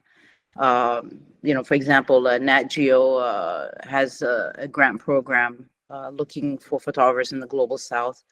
There's also the Pulitzer Prize Center. So there's many institutions that are looking for engagement, especially from Global South. So that's one thing. The other thing also is that, as you've noticed with CatchLight, there's an element of community engagement. So when you're working on any types of work, the one thing that you have to focus on as well is what are you contributing back to the community, by telling these stories. And so for me, for example, my approach was to do workshops in all the different locations that I have chosen when I submitted for CatchLight. And the whole point of making these workshops happen was sort of to, because I traveled between different countries, so it was important to engage photographers on the ground, which also gave me an opportunity to understand what is the realities and so forth. So, so within that, when she's also talking about the modes of distribution, this is the whole point, sharing on Instagram, Facebook, or what have you, that's not engagement. The main goal as photographers that we have to aspire towards is, one, to be printed, two, to be exhibited, and then three, to get, inside the network. And that digital footprint that you have, that's what you're working on. Because if somebody, for example, Google's photographers in Uganda and they're looking for someone, your digital footprint is going to be very important. And I've said it over and over again. People do look at your social media accounts and they see what you're producing, and that has to have a level of professionalism that reflects your seriousness into this market. So, for example, your social media is basically your storefront. That's how you are showing the editors who you are, and because often also, remember, when we're jurying, we're not just looking at the work that you submitted. We will actually go into your social media account and go through your website. And sometimes that is sort of a make it or break it situation, because sometimes I know that photographers will submit to specific competitions and they will make a body of work just for that competition. But then when we look into their websites, we understand that, it is not a photographer that has been in it, for the right reasons, in my opinion. And as we see in the market, photojournalism, it's one of those fields where it is quite important and needed when we talk about Global South, but also it's a way for us to archive. I'm always talking about archiving, but it means that you have to also, we have to be able to see you in the image. And if you don't understand what that means, we can often read an image to know about the authentic approach to it. So it's not a matter of like approaching a topic like a tourist, you have to be in it fully. And this is why the captions are so important. So for example, when I was freelancing at the Washington Post, anyone that I took photos of, I needed to write down their first and last name and then their age. And these are very relevant things when we talk about photojournalism, because we need to have that reference. But if you have like, a crowd of people, obviously you're not going to write down the names of all these people, because that's just sort of a backdrop to the full story. And I think Jenny was expressing earlier about perspectives. And this is why in a body of work, you need to have a variety of perspectives on a story, which means is that, the one thing I'm tired of seeing is, the images of, the African market or things that have already been done many times, but nobody's offering me sort of what is the story behind the story. And this is the stuff that is more interesting than what is easy to grab, So in that regard, it is also for you guys to, it's outside of applying for these opportunities, you have to continuously be working. And I've said this often, to me, the big exercise is you should be making a story once a month, which is very possible, because for us, when we worked in newspaper, we have to come up with a story in 20 minutes. So for you guys, building your portfolio is going to be so crucial, because also the opportunities, are there, but people need to see how serious you are within this field. So if you don't have a website, you need to get a website. If you have a social media account that does not have your name, you need to change your name, because nobody's looking for nicknames within your social media account. So the professionalization aspect of it, this is very relevant. And a lot of the times, even for Africa Photo Fair or even Addis Photo Fest, photographers that I've selected to exhibit, it becomes like a resource for a lot of the different institutions, because then they are able to discover photographers that they were not aware of. So that means is that you might, it's not a matter of how many likes you have. This is the irrelevant part, but the most important thing is getting inside the industry. And the way you get your name inside is by engaging with whatever opportunities that is available to you. Now, going through, Jenny, I'm just going to go through the photographers because I had Sure. specific. Yeah, and I just wanted to add one note because I think it's important.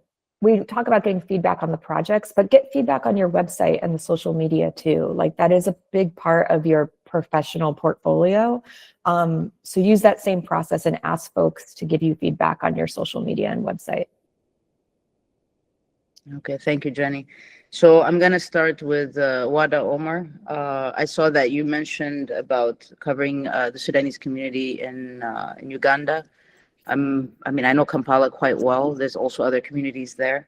But right now, I think Ammar as well, there's a lot of, and Ahmed, there's a lot of content coming out as it relates to Sudan. But I think just from all the images that I've seen and the different things that I've juried is that the angle has to be unique, meaning that it has to be an approach that we have not seen, because displacement is a common thing inside Africa. For example, here in Cote d'Ivoire, the most interesting story as it relates to migration is, for example, the Lebanese community here. Nobody has done that story, but we have to approach these topics in an interesting way. So in that regard, Wada, I just wanted to know, why did you choose this topic and what is the angle that you are going after? And have you started shooting? How far have you gone into it?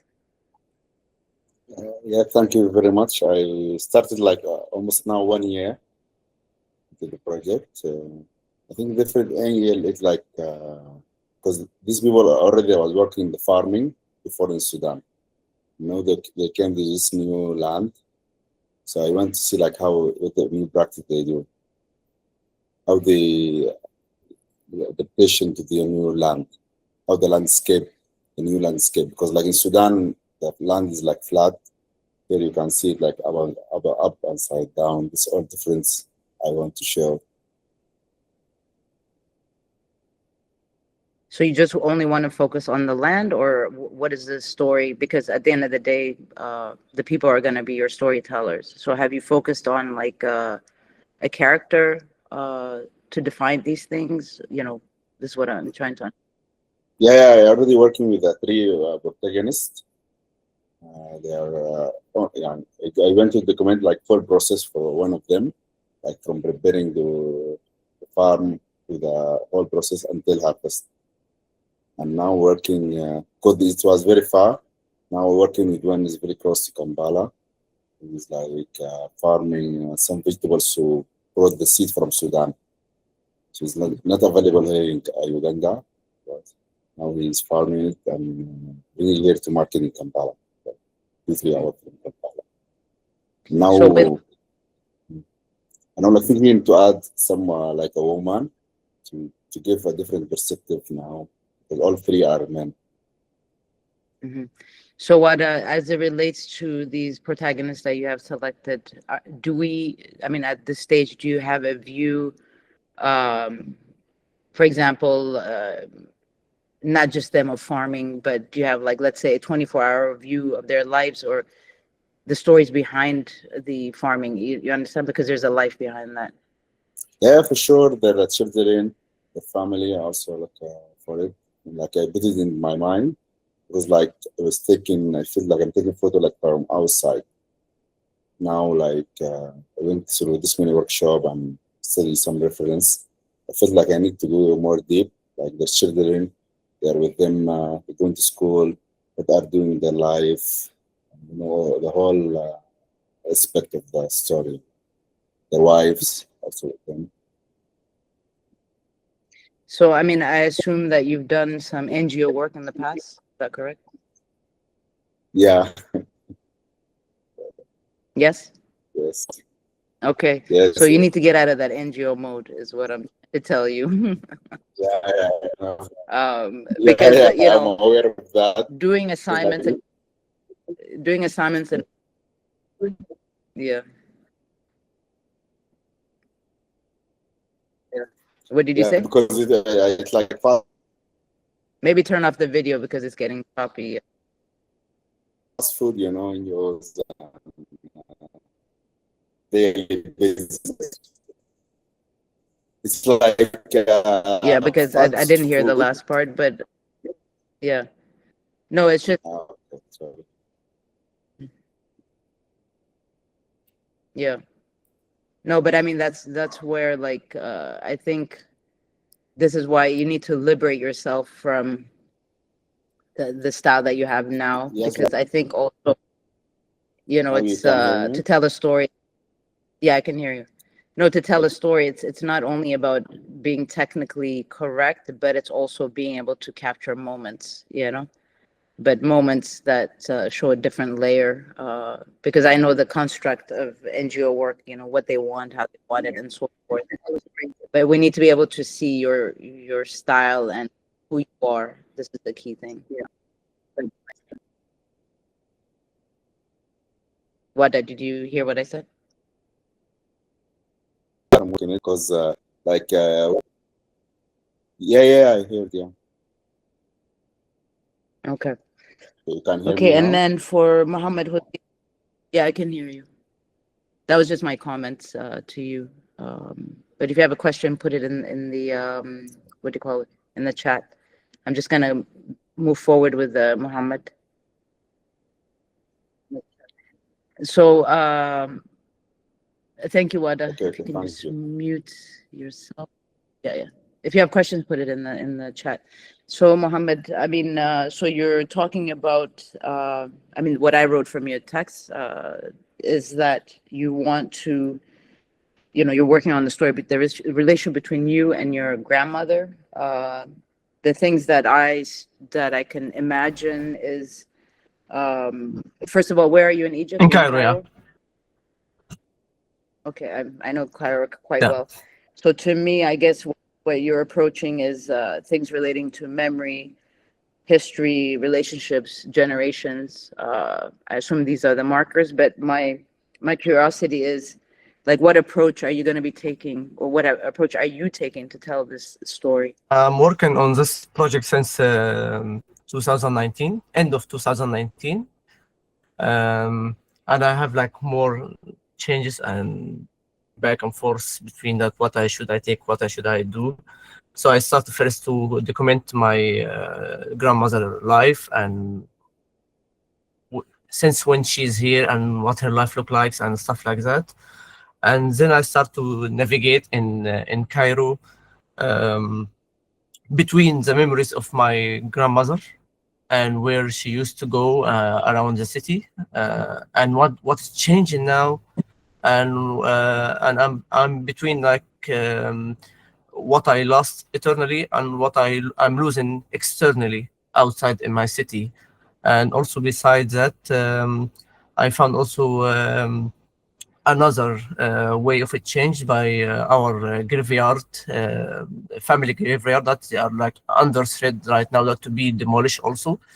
So it's all about the losing between my memories in my grandmother's home and what I raised up there when I was young to go there and visit her, and losing this home, and between losing my city, urban city, how it looked like and the shape of it and the social fabric and the community and streets and everything that how it looked like and became from something historically and many very good things change into something ugly right now. So so far, how many images have you edited? Like, how many have you selected? I could say like it's like I have like 100 to be like in the shape or less than 100. It will be shape of my project right now. Right now I have like I have some strugglings and some I don't know what to call it in English. So I need to keep photographing or do something like this. But what I'm facing right now, that it's about security, my security, because like this kind of political project, so I don't want to be in jail. So, so I'm trying right now. I can't use camera because everywhere I can go to document something changing or something demolished, I face it with police. So I can't do that. I'm trying to use sometimes my mobile, my phone, but sometimes it doesn't work so good. I'm not familiar with actually to use my phone. I like camera more than I feel like I'm shooting with camera. But I'm trying to use my phone sometimes to, if I see something really good and I can document with my mobile, I try to take it. And also I need to restructure my project to like writing on images, some thoughts, some quotes from my grandmother, and also had some small interview. I had some interview with her with my camera video, and use painting. Maybe I will collaborate with someone to use painting because I have some small paint for a map of the area where she lives. So I'm trying to make a mix it, but I don't want it to be very distracted in the same time. So I need to like to focus, collage and stuff like this. So Mohammed, my advice to you is, I think the first thing that you need to do is you need to build out your chapters. What is the chapters? You need to define, start by writing what are because right now you're telling me many things, but you need to define your chapters, and each chapter needs to lead us into the next. You know what I'm saying? So what I've understood is that, for example, in your chapters, you can go from the intimate, the interior, into the exterior and the more general view. So when you're talking about the changing faces of Cairo, these areas being demolished and so forth, that's the wider view of the country or of the city, of these transformations that are happening. But then in the intimate side is your family history, your family story, which is linked to your grandmother. So you need to define what are, like, for example, the key 5 chapters. And then within each chapters, you need to have a visual representation that talks about each of those chapters, because right now you're saying a lot of things. The second thing is, I'm less into like gimmicks, within photography. What I look at is the base image needs to be strong in its naked form before we start painting or collaging or writing and so forth. That needs to stand by itself. So I would encourage you to first look at sort of the linear storyline. Have you printed any of your work in small things to look at it? Yeah, while I was have a grant with Magna Foundation and Prince Claus collaboration with AFAC. So I was printed. I working with small prints on the wall with it. So I saw it in the printed before. Yeah, but I add some images after that. Yeah. So, I mean, that's very important because unfortunately, we're always existing in the digital form and you never get a sense. So, for example, when we do portfolio review here in Abidjan, I prefer to do a paper review because you can reshuffle things and reorder them and so forth. So, for example, since you have all of that, you should also apply for the WordPress, the master class, because that helps you tighten up, all the loose ends. So, and then the other point for me is that when you talk about security, the issue of security, it's all over Africa. I mean, it's just the reality. You know what I'm saying? You have to be smart around it. Even when I came to Cairo and I was teaching on the streets, we had to face security issues. And this is before Arab Spring and everything else. But you have to find ways to navigate around it, because at the end also it requires like a level of courage from us to pull out the camera. And I know exactly the sort of the feelings that you have when you pull out the camera on the streets, because there's always this hesitation of who's going to raise questions and what have you. So, for example, my approach is that, and one thing I encourage a lot of photographers is, if you're choosing a topic, find an organization or an NGO or a collective that's specifically working on that topic on a social side of it, because then they can help alleviate a lot of the headaches as it relates to gaining access to things. The second thing is that, for example, for me, I'm curious to know the construction company that's doing all this work, whether they're building or tearing it down. And it's a matter of, I'm sure I assume in Cairo it's the same as everywhere else, that there will be a sort of like a tableau that has which construction, which architect, you know. So there's an opportunity to find these companies, and it doesn't hurt to go to them and be like, yeah, you know, I'm working on this architectural project of the changing faces of the city. You know, I'm willing to share my images and also the, you know, to document the progression. You know, you have to make the strategy to make it easier. So for example, if you go in through the construction company, it will give you better access without being paranoid of the security telling you this or that. So, and this is the way that we have to work in Africa, is that we have to find ways to be creative in embedding ourselves or entering into these systems through existing networks, you know. Yeah. Did you want to say something or? No, what I hear from you is that it's quite very good for me to hear. I'm trying really that to see what next that I can do with that. I'm as you said that I need to work smart, like to find what should I do, what should I go for. It's really hard, and also that right now this project make me have like trust issue with everyone around there. Yeah. So it's hard sometimes because like for even that for the issue of security, sometimes normal people, not only from the Mhm. government or something, normal people that I'll collaborate with them. So if they see me photograph that, they call them and I don't see anything and just come from my back, you are here, gone. So Yeah. so sometimes this happen many times. And also about construction, I tried this before, but all of them are like working with the government also. I'm trying to see. I will see what I can do. If it's possible for me, sure, I will go for. Yeah, no, but I'm listen, me, I've had you know, the police called on me, the military, I mean, every form of security I've had to face, you know. And you have to remember there's an element of education that you have to give, and that means is that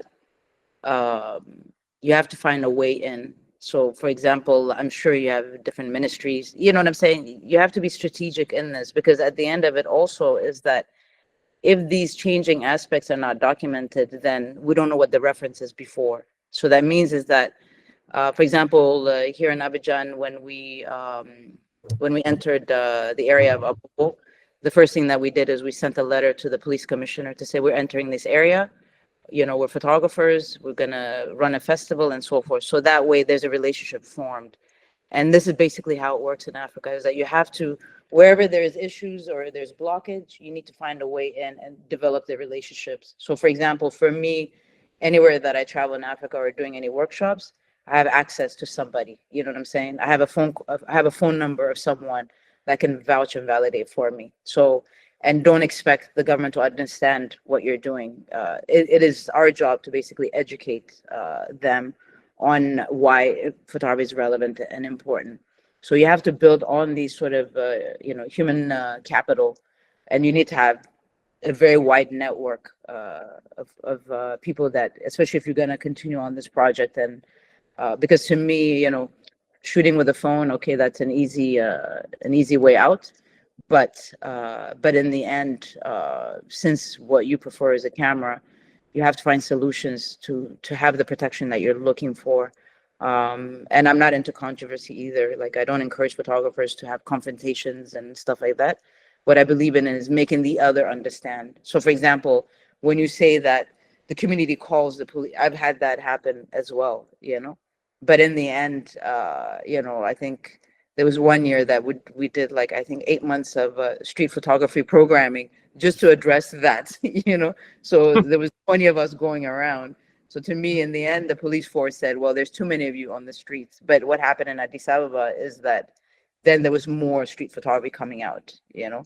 So so you know, it's a this is the reality. We don't have the liberties that people in Europe or in the West have, but there's an urgency as well of documenting these stories, and you have to do it by any means necessary. Does that make sense, what I'm saying to you? Yeah, yes, that makes sense so much. Thank you so much. Yeah. You have to I just network. had a, oh, sorry, go ahead, Ida. No, I'm just telling him, you know, Muhammad, you have to network and you have to hustle, you know what I'm saying? So you have to convince whomever is stopping at me. I don't accept a no, you know, I'm always looking for the yes.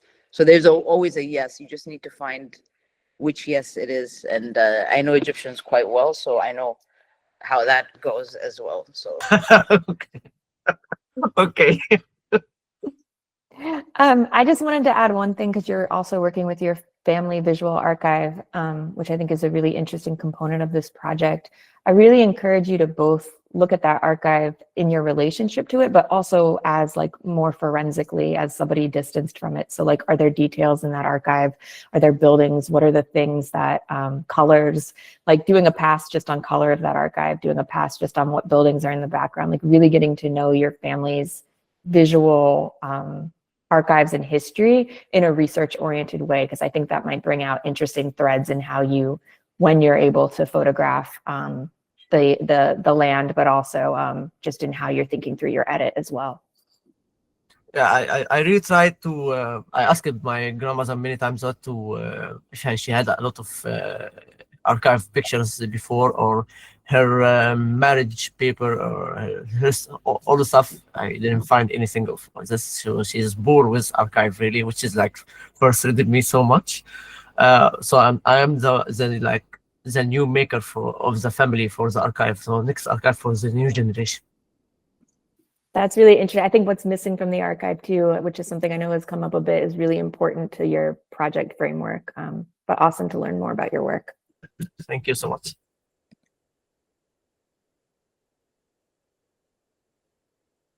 Okay, so moving on.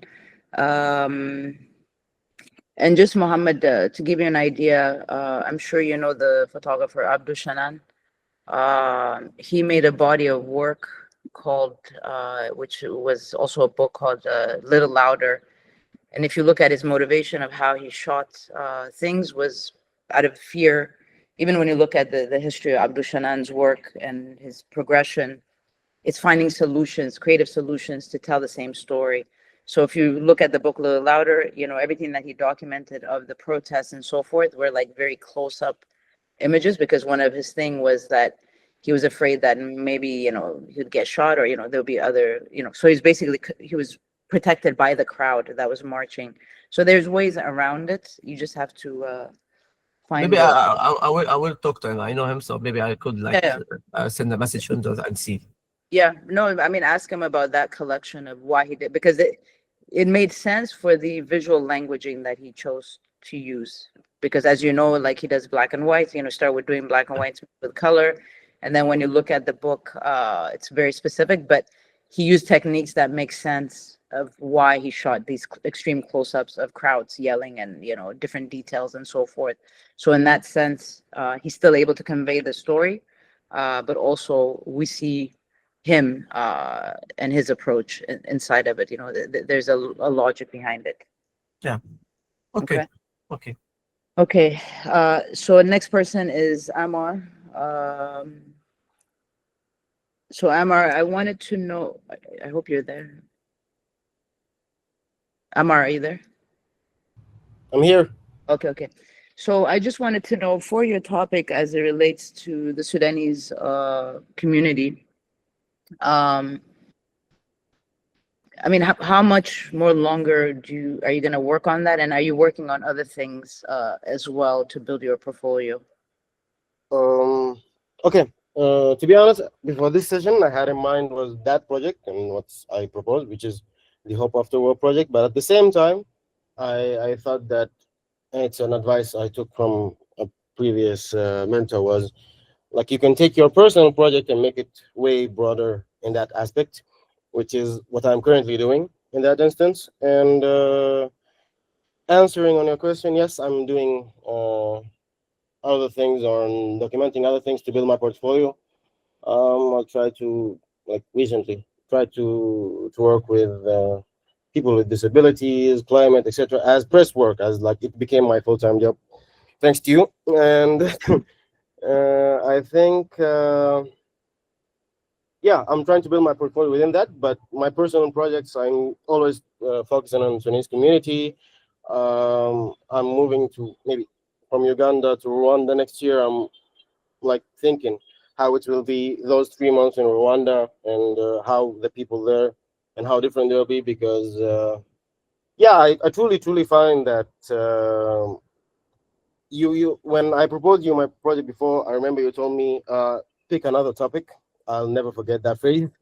And and at the beginning I saw it as a very harsh like sentence, but in a broader wise, I'm finding it more and more way of doing the same thing, but finding a different angle, finding a different perspective. And the thing that I'm currently thinking about, and which I recently shot a blind football game for South Sudanese team, I've seen and met a South Sudanese woman who came to Uganda 30 years from now, like 40 years plus from now, born in a refugee camp. And my approach for the project this time would be not only just focusing on refugees and how they rebuild and stuff, more maybe in a broader context of that Sudan is a country with full of history of wars. We like it's our favorite topic, to be honest, throughout the past throughout the past century. So I think following and tracking people from many countries who were been familiar to refugee camps, who've been familiar to rebuilding, who've been familiar to displacement in many other ways, either them or their elders, or and that's the fact. Like every Sudanese you can find have been displaced before, or his father displaced before, or his grandfather has been displaced before. So it's part of our history. So I think yeah, that's the whole angle that I'm trying to go into change within this project. Okay. The reason that I say change the topic because right now what I'm seeing is especially what's coming out of Sudan. I mean, I know Allah for quite some time, and I've seen sort of the changing faces of photography from Sudan. And my concern is that you guys don't get caught up in repeating a lot of things when we're looking for different varieties. So I've also seen that there's a lot of sort of copycat sort of aesthetics, the abstraction of realities or the abstraction of daily life, all over the years, which is what's coming out. And for example, when Ahmed came to Abidjan, the one thing that I told him is that he needs to work on other stories because you have to be, you have to be confronted with the other. So if you're only focusing on the theme of Sudan, it's fine. I mean, that's your choice. But there's many other stories as well, because right now the market is being flooded with a lot of content as it relates to the Sudanese situation, migration. You know what I'm saying? So this is not discouraging you from it, but I'm saying at the age that you're in, and I mean, I know your work and all of that, is to also give us a different view that we haven't seen. But at some point as well, you need to work on other topics, to get you sort of out of your comfort zone within that. For example, are you familiar with the book Shelter by a Dutch photographer? I'm going to put his name. His name is Henk Wildschut. I hope I'm pronouncing it. The tents and the other. Huh? The shelters, the tents of the refugees. Yeah, exactly. So Yeah. when you look at Hank's work, he chose something very specific, and then you can sort of have your imaginations sort of understand what the full topic is within it. And that was sort of a long-term project for him. And the stuff started, I mean, he started with just one assignment, and then it became, I think, a long-term project for him. So Amar, that's what I'm saying, is that, we need to approach things in as many different angles as possible, because this topic is being documented heavily, and that's my point within that. Did you have any questions for me? Okay, like as you've seen, like you've seen my other project, and you've seen like you have seen also the topic that I'm going with, which is the hope after war thing. So in your perspective, would you advise that the thing that I've just said, which is continue adding more to that context of the I will never find home, but using a broad narrative, which is people that I meet alongside the world, like multimedia and other stuff. So would that be a better way of, like, let's say, not only applying for CatchLight this year, but to create a different style or a different way of narrative, rather than the used like portraits way, like as you said before, regular black and white Sudanese photography style or stuff? I mean, in my opinion, technically you're there, you know what I'm saying? So as it relates to the technical aspects of, for example, you know, your exposures, your settings and all of that, you're there. Now, the key thing is that it's going to be in the story that you choose to document. And one of the biggest challenges that you're going to have is to arrive to a point of finding your style. That takes time. So right now, what the focus should be on is the idea. So what is the idea that you are sharing with us and the angle that you're choosing to come? I don't recommend for you to go into multimedia. You know what I'm saying? You still need to like marinate within photojournalism, because eventually you'll see you need to arrive to a point where photojournalism is not enough for you. That's basically what happened to me, because I started as a photojournalist, and then at some point I realized, okay, this is not enough. I need to go to the next thing, which was basically enter into the fine art. So I didn't jump into the fine art. It was sort of a growing process, understanding that photojournalism was not enough for me. And you never know. I mean, 5 years from now, you might just be a filmmaker. You don't know, you know. But the only way that you arrive to that point is you need to keep being consistently producing the bodies of work, and eventually it's about how you're constructing and how you're piecing together the storylines, and to continue on with this project. You know, you can continue on it, but I'm also more interested in you developing a wider portfolio as well, because through that exercise is also an opportunity to finally arrive to your style. Can I send you my current one? Yeah, send me on WhatsApp PDF, please. Okay, deal. No, I have a link to it, so but it's okay. Okay, that's fine. Noted. Thank you. No worries. Okay, the next person is Kahia. Wait, first of all, is there any questions in here? Okay, Godiva, I've seen your message. Okay, so the next person I wanted to ask was Kahia from South Africa. Are you here? Maybe I'm pronouncing the name. Hello. Did I pronounce your name correctly? Correctly, yeah. Okay, sorry, I'm known for butchering names. My apologies. No. So often work that comes from South Africa, I've noticed that it tends to lean into fine art photography. So what I wanted to know was that what, you know, you talked about two topics. I think one was on health, and then the other one was contemporary Joburg, correct? Yeah.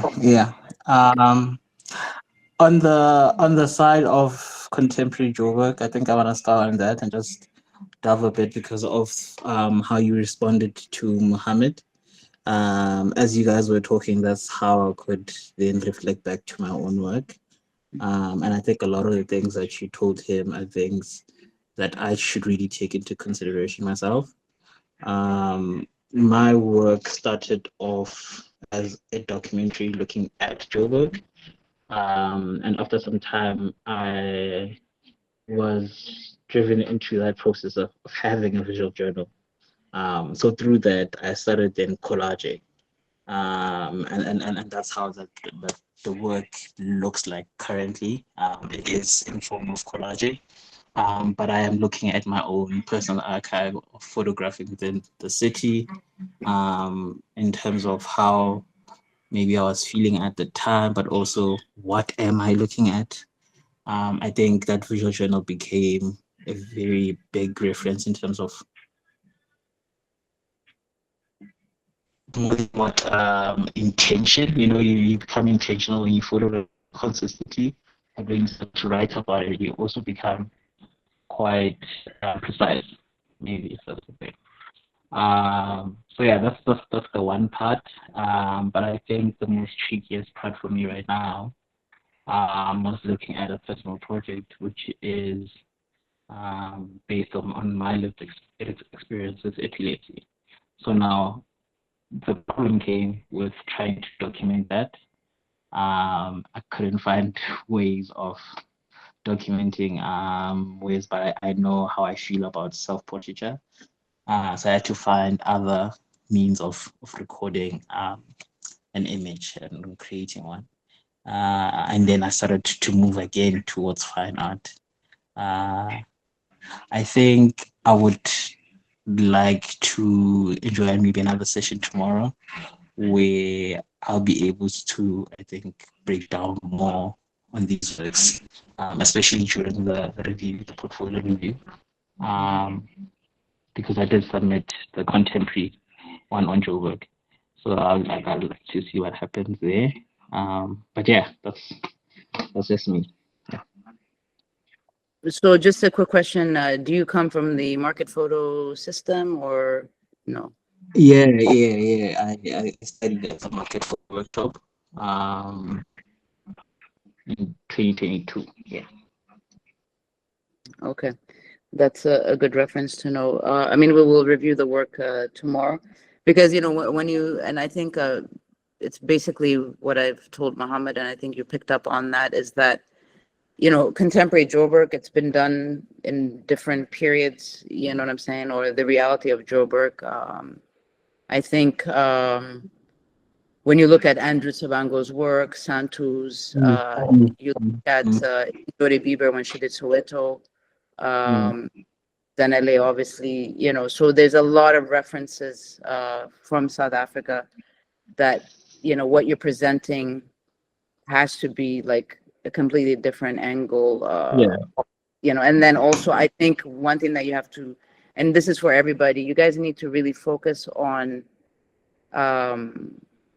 you have to be in the story in the sense that it should not be documenting from a distance. The more it connects to your personal life, the more you offer vulnerability in your storyline. These are sort of the real work that comes out, because otherwise we're just flying in and just capturing very basic things and not really developing out the stories.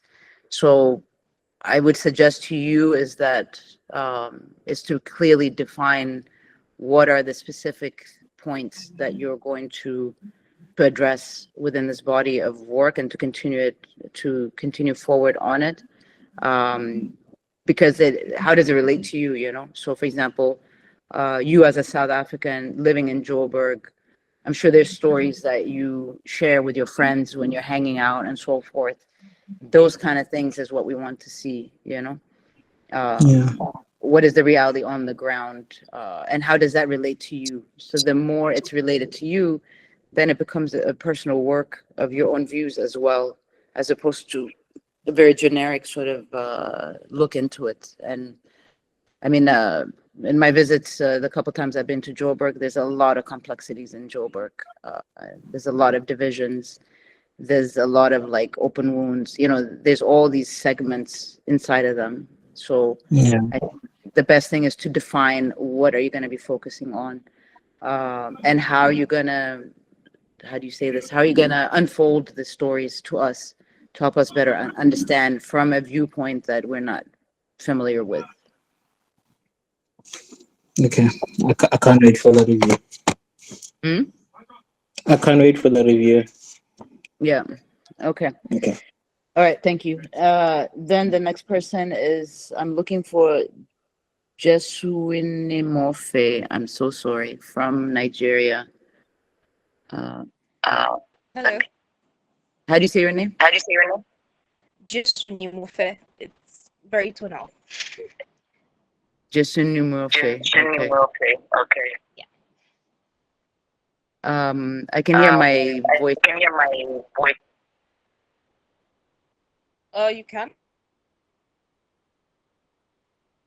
Okay, I'm going to, all right. So my question to you is, because you are proposing about spirituality in Nigeria. Again, I mean, I've been to Lagos and Abuja, not for a very long time, but also reviewing a lot of work coming out of Nigeria and Africa. For some reason, we're always gravitating towards spirituality. The topic of spirituality has been documented on many levels, both by foreign photographers and also photographers on the ground.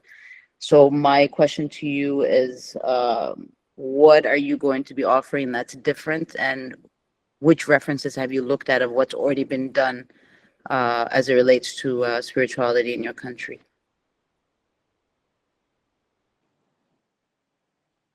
Okay. Hello. Yes, as you have rightfully mentioned, it is a very prevalent topic here in Nigeria and also in Africa.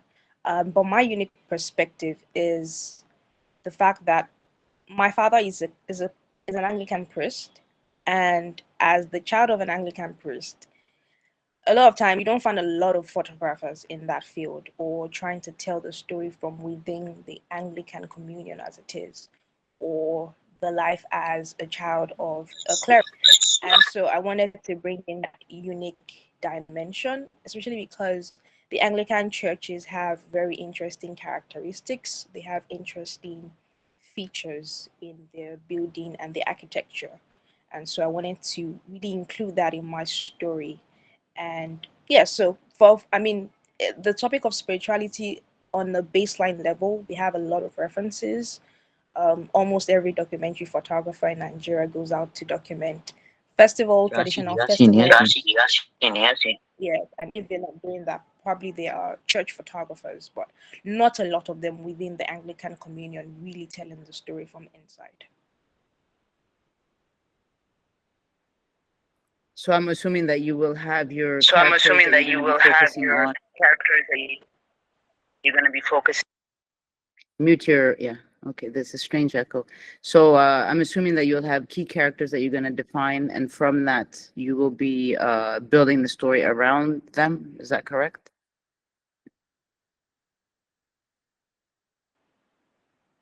Yes, it is. And then which photographers have you looked at for references?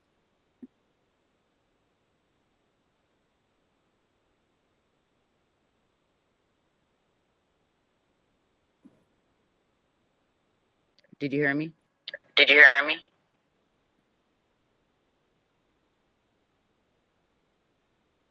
Yeah, I did. I'm sorry. I was having some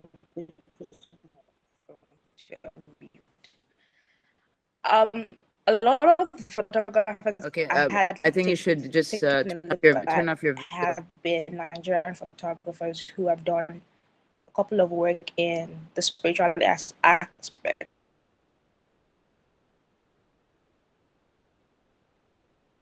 In terms of traditional photography.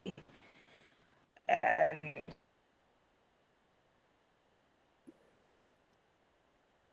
so the likes of Okay.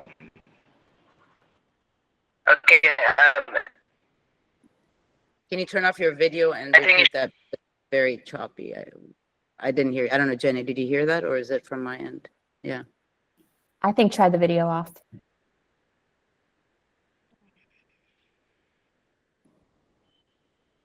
I think she is frozen. There you go. So you were saying that you've looked at photographers. There you go. okay, can you hear me now?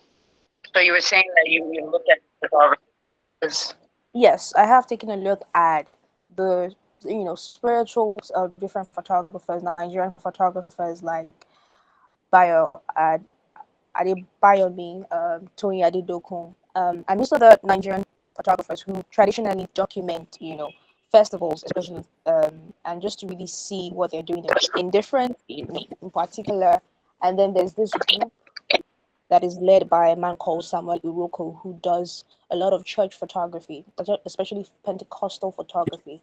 And I'm just trying to take a look at that as a sort of reference to really show the vibrance of the spiritual angle, in the Anglican communion.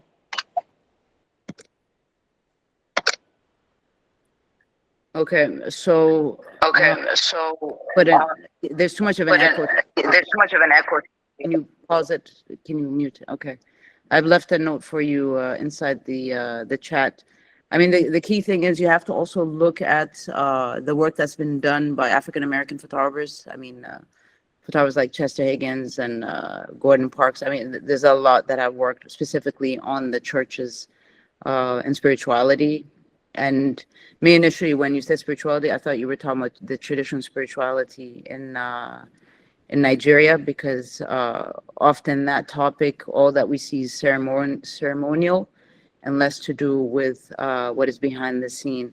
But if you're focusing on Christianity, there's also many layers within that. So I would hope that you're not just giving us photos of a preacher talking and so forth, but you know what I mean? Like to show us, because there's a culture, then there's a subculture, and there's also the youth within that. So these are the things that I think would be of interest. And I would encourage you to shoot this in color and not black and white, just in case if you had ideas about that.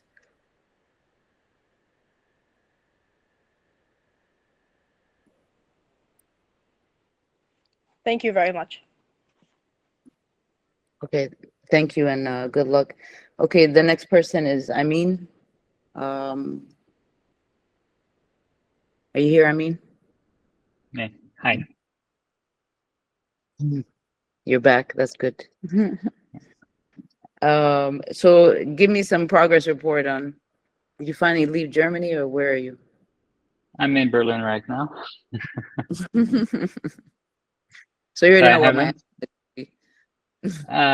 But I did manage to go to Morocco again. I received a commission to do something related to my existing project, but in a broader sense and not focused on the Amazigh community. So I did work on for tender visions on the entirety of the territories that Spain still occupies in the north of Morocco. And of course, I'm going to be using some of that work for my personal project. So that's mainly the progress.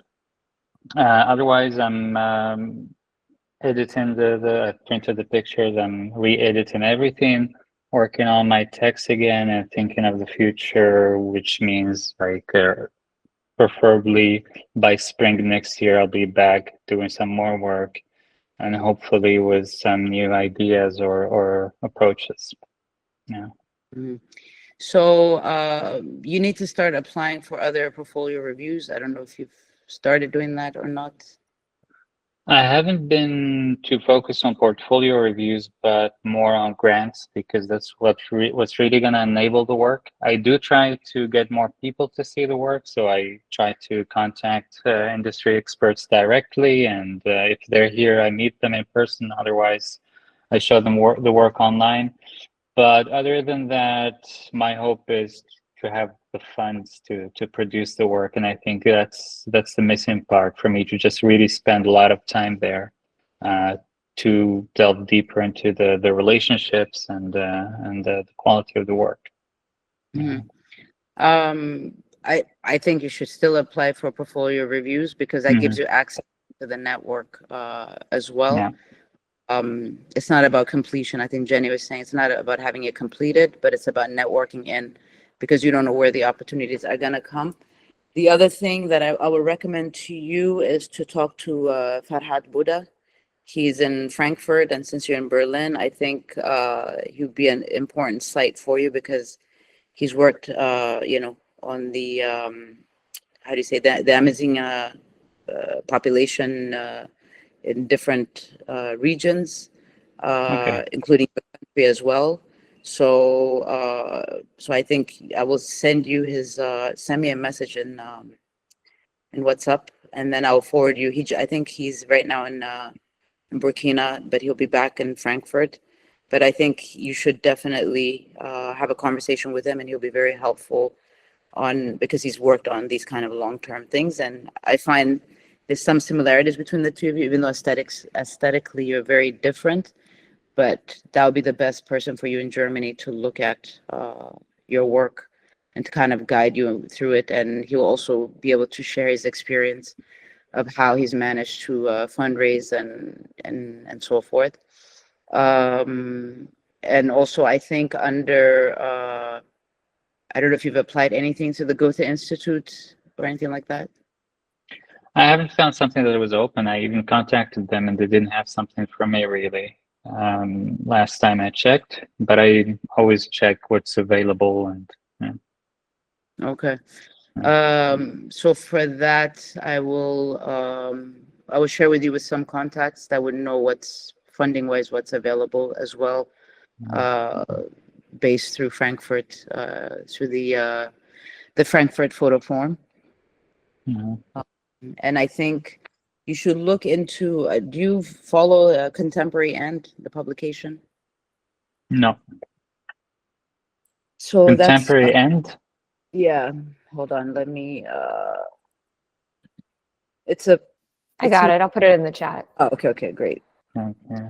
But they do list out, it's funded by the German government as far as I understood. But it's also a resource for things going on. I think it'd be worthwhile just to look into that. Mhm. And right now you need to sort of slowly find ways also to get your work published.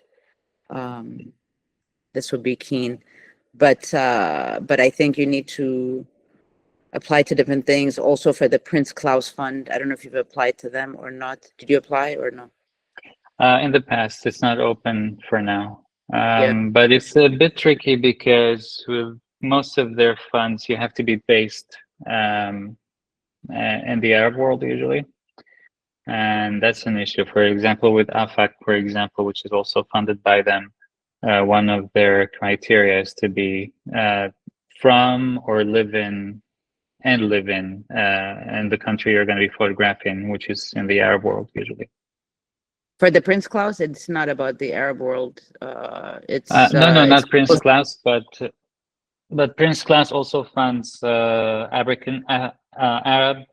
yeah. documentary, blah blah. I'm not talking about that one. You need to go to the main Okay. Prince Claus because they are they're offering funding to individuals. Before they used to fund projects, now they've moved out of that, and then they're doing individual like sort of seed funding and so forth.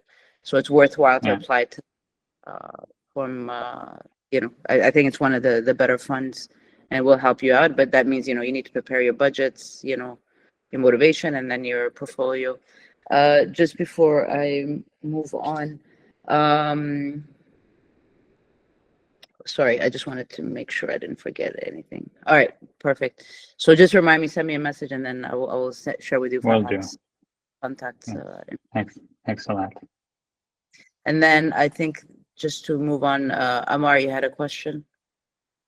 And then No, it's not a Mohammed. question. It's just something about AFAC. I asked Allah before because I live in Uganda, so I'm technically outside the Arab world. So yeah, you can apply to AFAC even if you are outside the Arab world, as long as you're Arabic and your story connects more to an Arabic community as you are. So I think, yeah.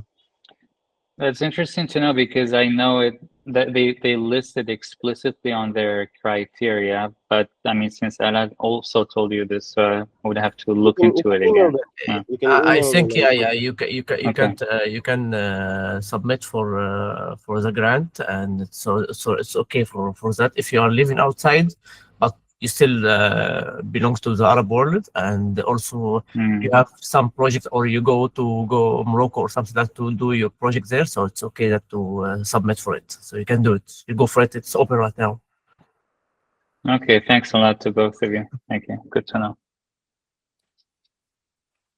Okay, so the next person was Therese Wetter. I want to know if that person is here.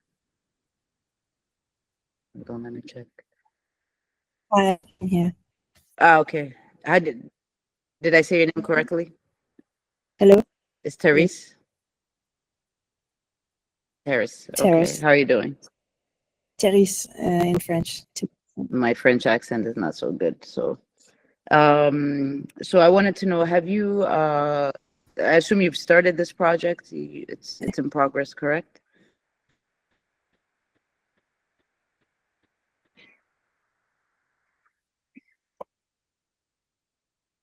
Yeah, so I have a seasonal job in Alberta in agriculture. I do agricultural inspection.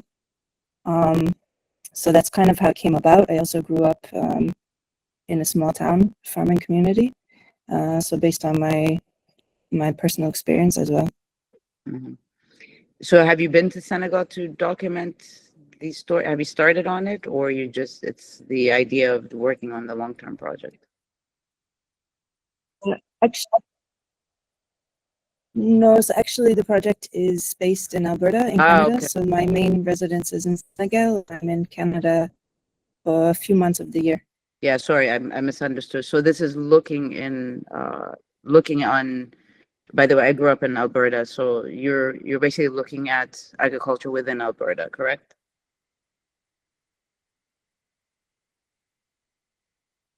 Okay. That's right. So can you tell me how have you started, or I'm just trying to understand at which phase that you're in the project?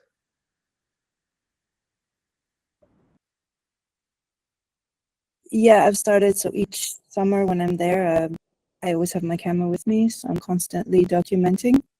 How it came about is in training, we learn about noxious plants, plants that they need to remove. And basically the definition of weeds is any plant that is unwanted. So I'm trying to tie that into colonial structures and who deems what is wanted and to what end. And also the social aspect of who is wanted in those spaces, rural communities. Mhm. So you're talking about the indigenous people of Alberta, correct?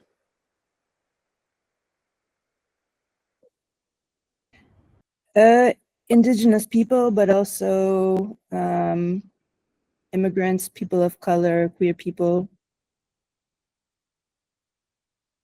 No, you don't need to mute and unmute. Just keep it on. I'm trying to have a conversation with you to better understand it. So as it relates to this project, because you said when you go, you're taking images, whatever, have you formed a relationship or have, like, again, your characters of people that you would like to focus on? Yeah. So my previous work there, I worked a lot with Indigenous communities, traditional stewardship to the land, how a lot of these plants that the government is trying to remove, how Indigenous communities use them for other purposes, like traditional medicine, ceremony, things like that. And have you thought about, because I mean, this is an interesting topic. I think it's something that's happening globally as well, because a lot of these traditional aspects of the relationship between nature and community is becoming, I think with technology and industrialization, it's sort of, we're becoming further and further away from it.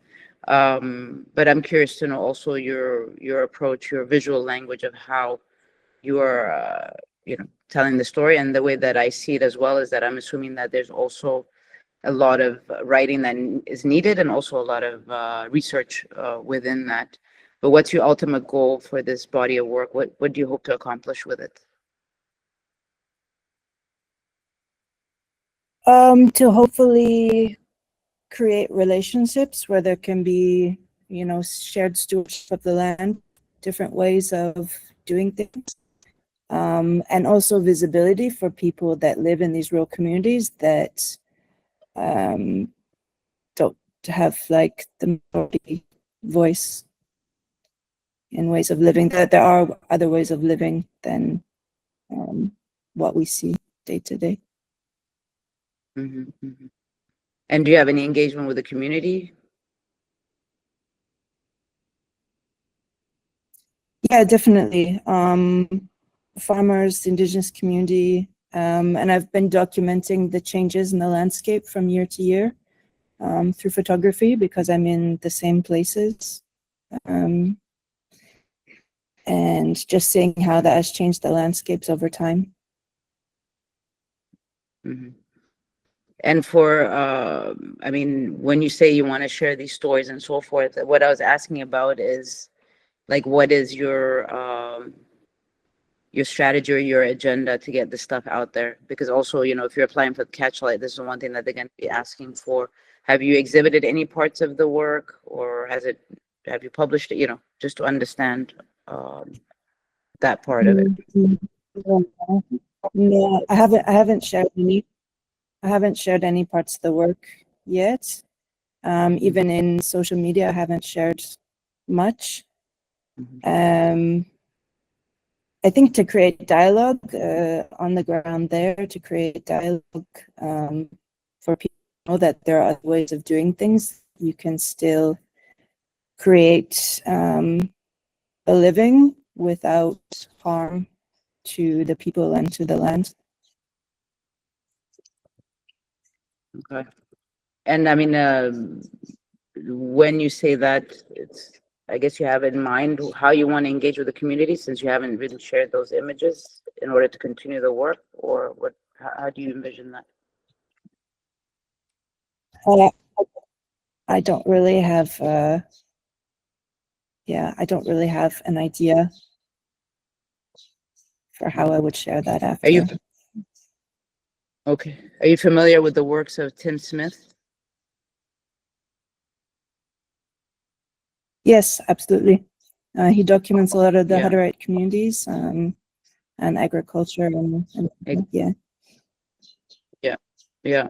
So for me, like, I've exhibited Tim's work, and the thing that I found fascinating about his approach was, I mean, you can tell that he spent a lot of energy and time documenting this community to the point where it kind of plays out as a movie, you know, that we're able to see every aspect of their lives and so forth. Since I'm not familiar with your work, that's why I'm asking you questions, because it seems that you've invested a great deal of time on this. And the reason I'm asking is that what are you going to do with it after? Because we have to think about that, you know?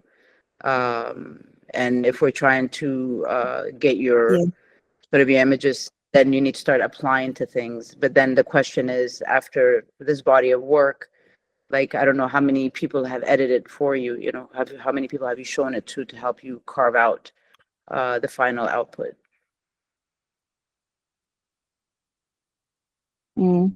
That's something I'm just starting to do, that I'm just starting to have comfort doing. So it's part of why I'm participating in things like this, to conceptualize it better, speak about it better. But I will assume you are ready to get the inputs, correct? Yeah, absolutely. Yeah.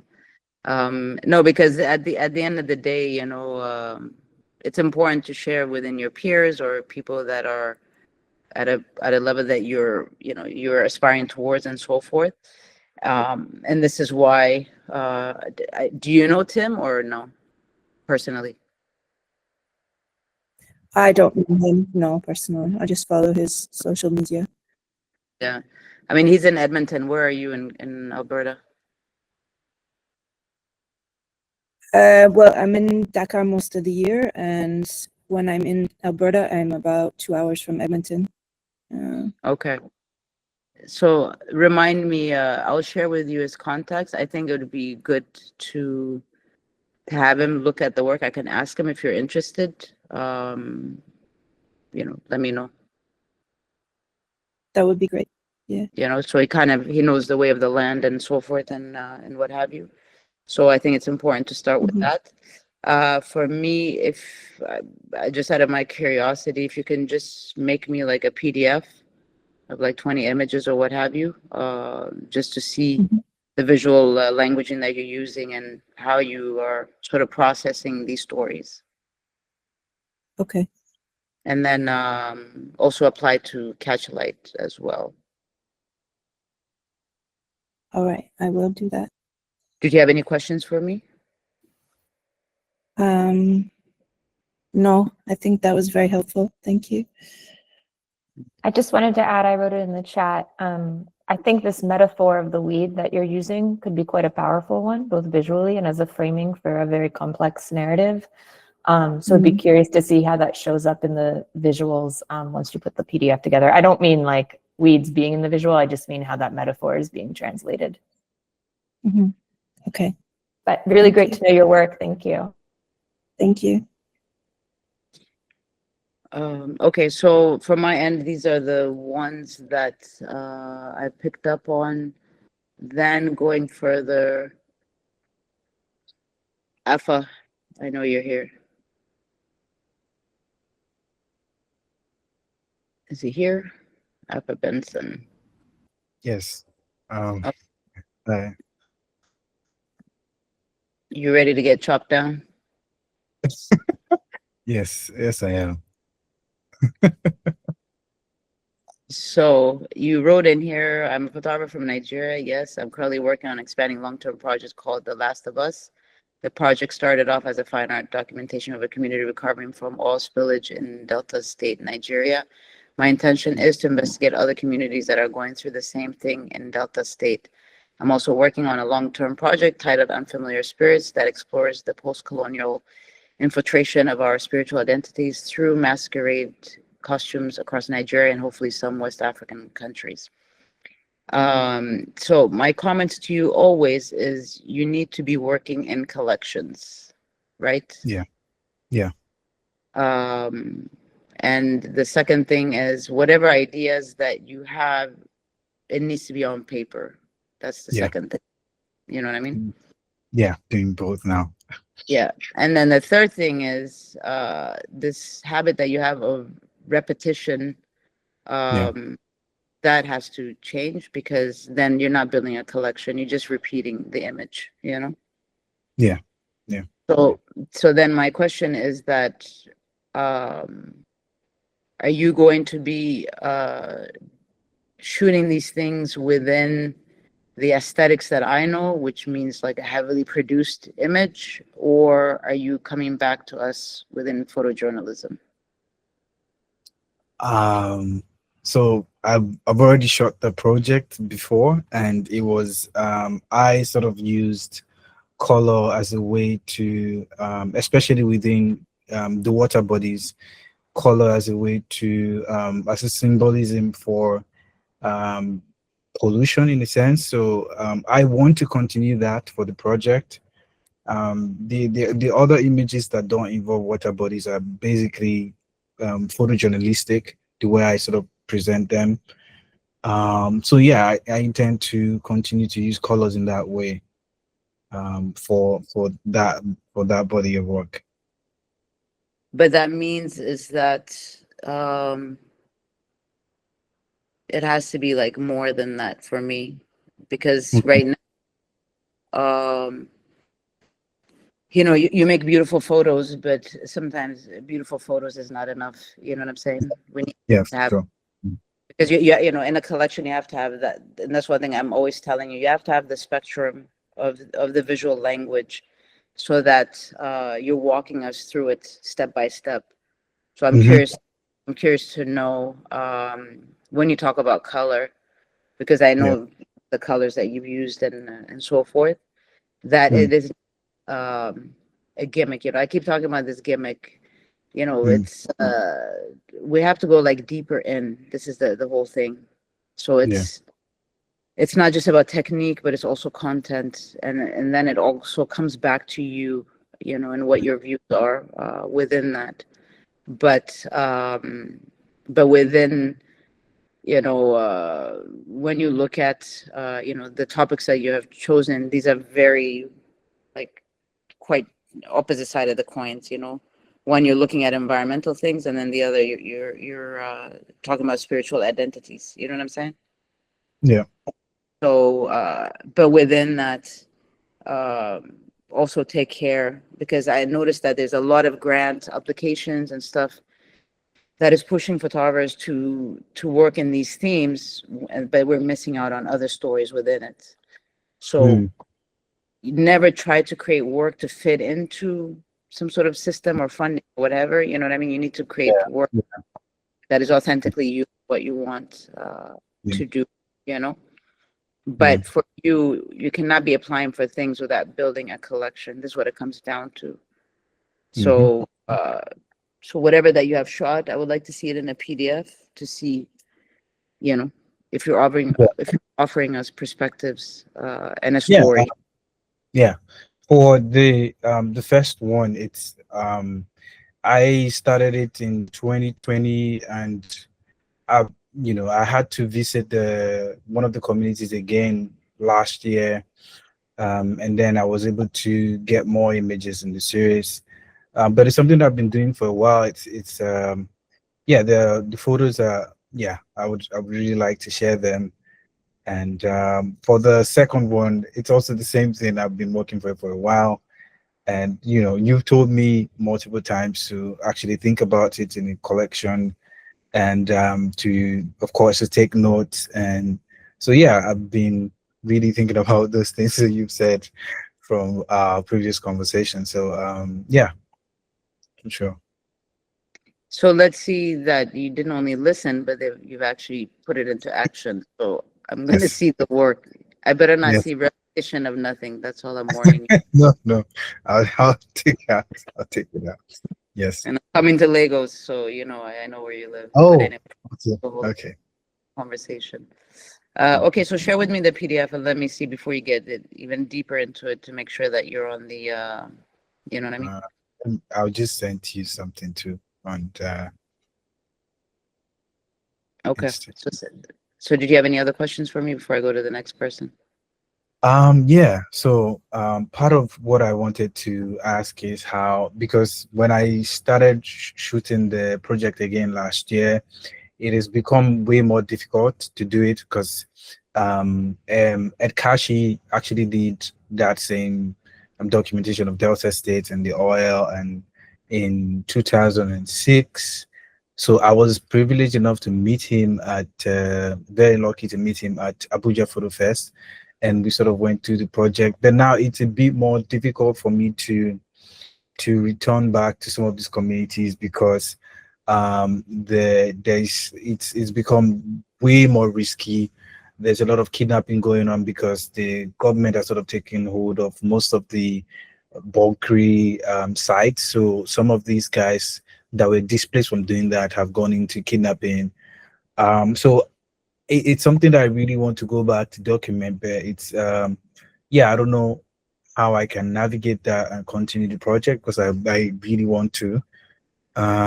So yeah, that's one question. The second question would be about the masquerade project.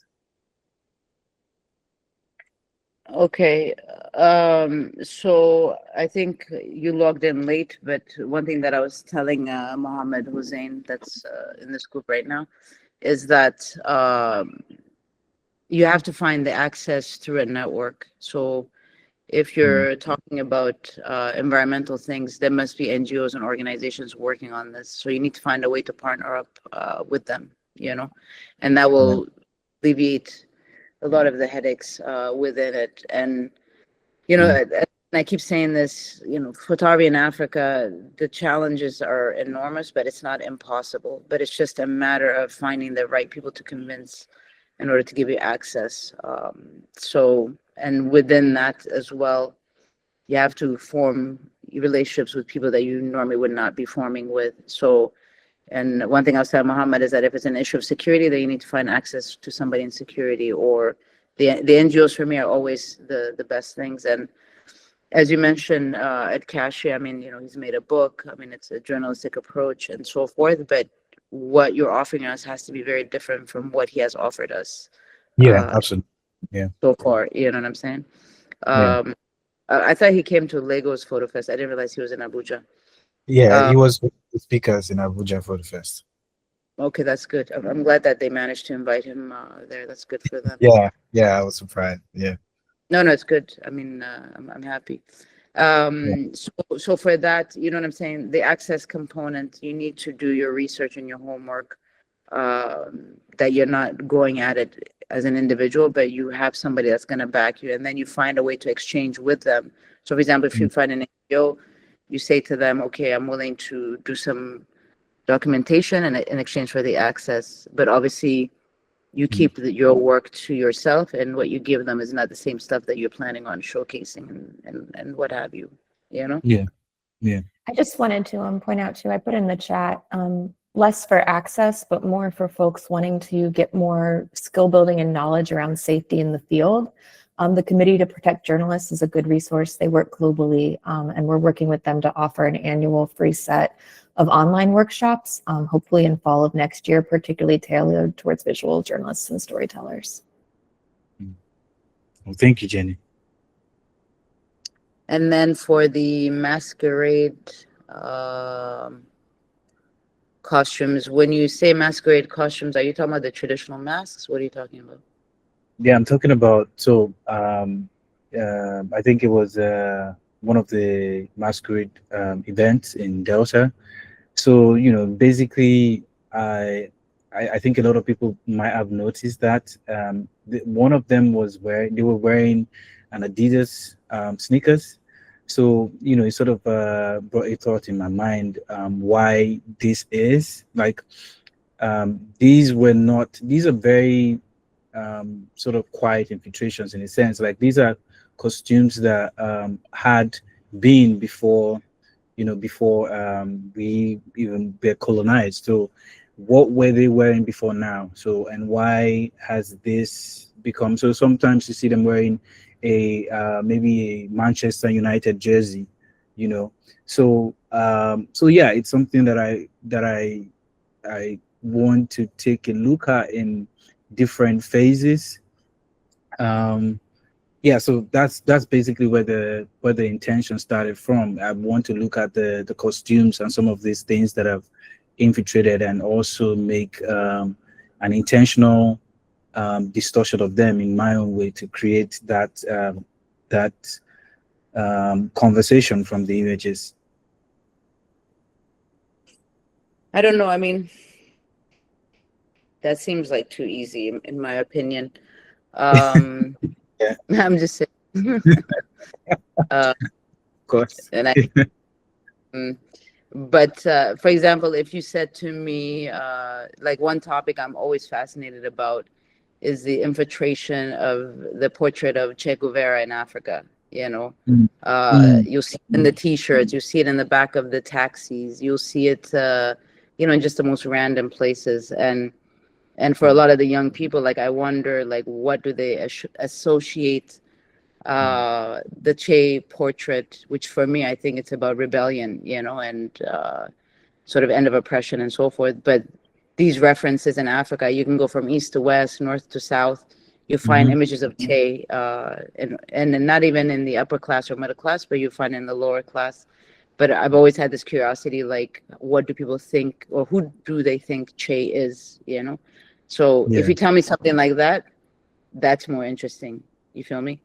But if you're talking about globalization, and it's sort of how globalization and the commercialization of commodity has entered into our traditional cultures, that's also something that, for me, it's a low-hanging fruit, because I think you need to dig even deeper, in my opinion.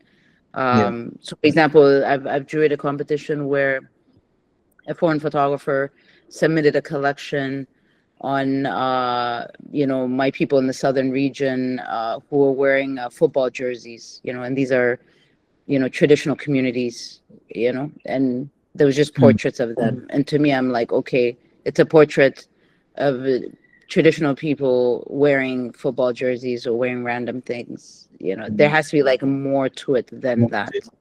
Yeah. So and again, it's like, take care, not to go into this portraiture things and so forth.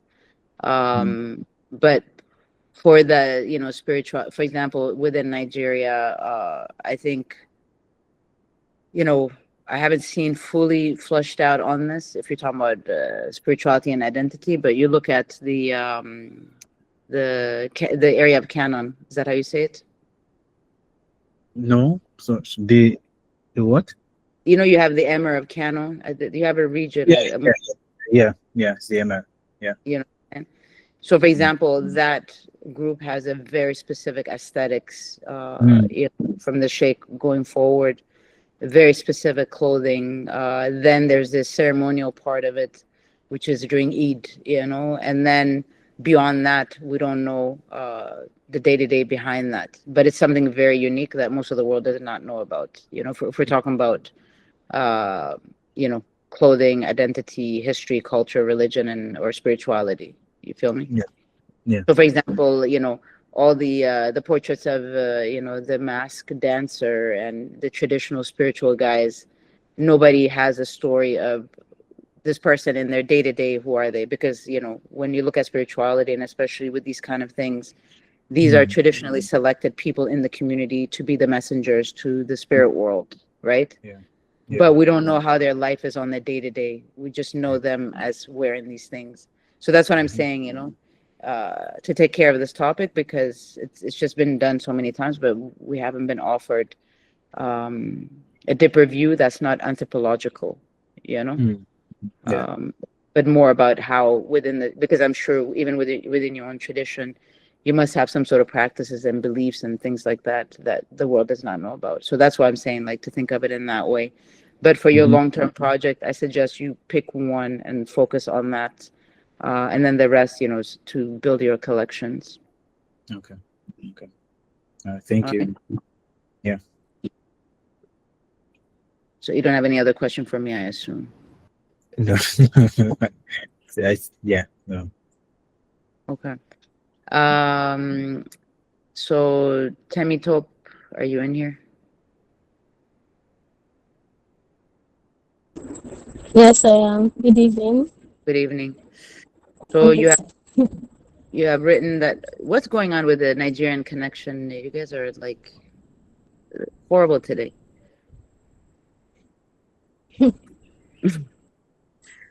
The land of milk and honey and still no internet.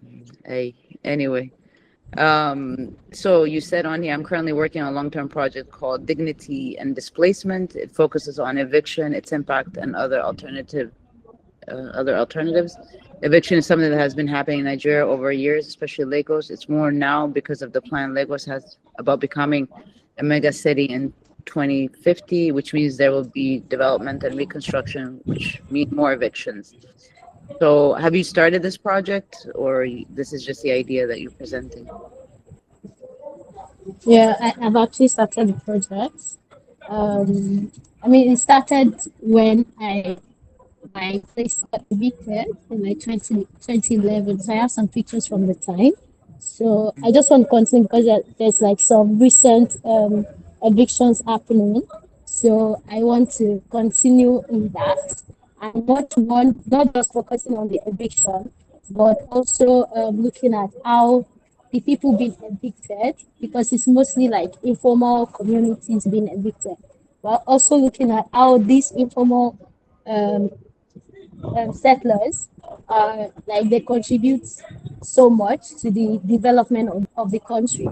You know, they're saying that I hear a lot that they can't be like a mega city without the poor. So that means as much as there's like development of the state, which means there will be development and reconstructing of things, of buildings and all of that. You know, it's just to let people see that okay, these people you are evicting, or you know, they contribute their own percentage to the city, and we need to just review how these things can be done without really evicting them. How we can just put them into consider them while thinking of developing the city anyway. Yeah. Okay. So I think that just mute yourself so I can hear myself. So I think that the key thing is the first urgency that you have is relating to space, because that's gonna be the sort of the marker or the note. So because we went through that phase in Addis Ababa, and one of the projects that was very important for me was the documenting of the city before these changes happen, because once it's gone, once it's been demolished, it's difficult to get back on. So my suggestion to you is that you have to look at your project in phases and also in parallel. So the first thing is the spaces. So to make sure that you document all these areas in a very specific way. So that also means technically finding the right time of day to shoot in that area, or finding the correct light and what have you. The second thing is that you have the current spaces before people are being moved or displaced or evicted, because these communities function on a specific culture. So there's a community culture that exists within that, and that's something that you have to flush out and document, because after those people have been moved to other areas, there's a break in that sense of community, because often I think in these kind of settings, people, even though they're poor and so forth, they help each other. There's all kinds of different subcultures that exist within that. And I think you need to be able to document as much of that as possible. Then the third element is the movement. So the movement to where are these people going? And when they arrive to wherever that they're going to, not only the movement over there, but also when they arrive to the new areas or wherever they're being displaced to, what does that story look like? And what kind of cultures are forming based on that? So, for example, in Addis Ababa, all the people that were living in the slums were moved to the outskirts of the city and put in condominiums. And these were people coming from different areas that have been put in these big complex condominiums that, for example, houses like 10,000 families, but they're coming from different areas. So it kind of breaks sort of the local culture and the local tradition, you know. So from your end, I'm sure you as a Nigerian, you would know those markers. And that's one thing that you have to see is that, because at the end, you know, African cities are changing. Culture never remains stagnant. Things are always moving and so forth. But we need to document all these different phases of it. And then through all of these conversations, it goes back to finding your characters who will be able to speak about the different aspects of this, what you say, eviction, or, you said on here, displacement or dignity and displacement. So you need to find key characters that will also be able to help in flushing out the story. So that means it's important to, for example, select different generations or, different genders, different professions, and so forth. And then through that, we have a holistic view on the story. And this is something that, I mean, I think you can work on this easily for like 5 years, you know, just following the story and all the way until like the building of new structures and what have you. You understand what I'm saying to you? Yes, definitely. Thanks so much. Okay. Did you have any questions for me? I mean, the question I'll ask is if you like come across a project like this that you might want to like point out to me. Can you repeat that? Probably Sorry, in it's a bit. Addis Ababa. Okay, so I was asking if you come across like a project like this, probably not in Nigeria, maybe it might be like Addis Ababa that you just want to point out to me. Yeah, I mean, there's a photographer named Muluneh. I'll put his name I'll put his name inside the chat. He was a World Press Award winner, but he did work specifically on documenting an area that now is it's gone. So we had an area that had all the how do I say this? You know, workers that were working in the food service, for example, you know what I'm saying, or hospitality. They were all in one area. So I would suggest, you know, you can reach out to him on Instagram, and then you can ask him to share that project with you.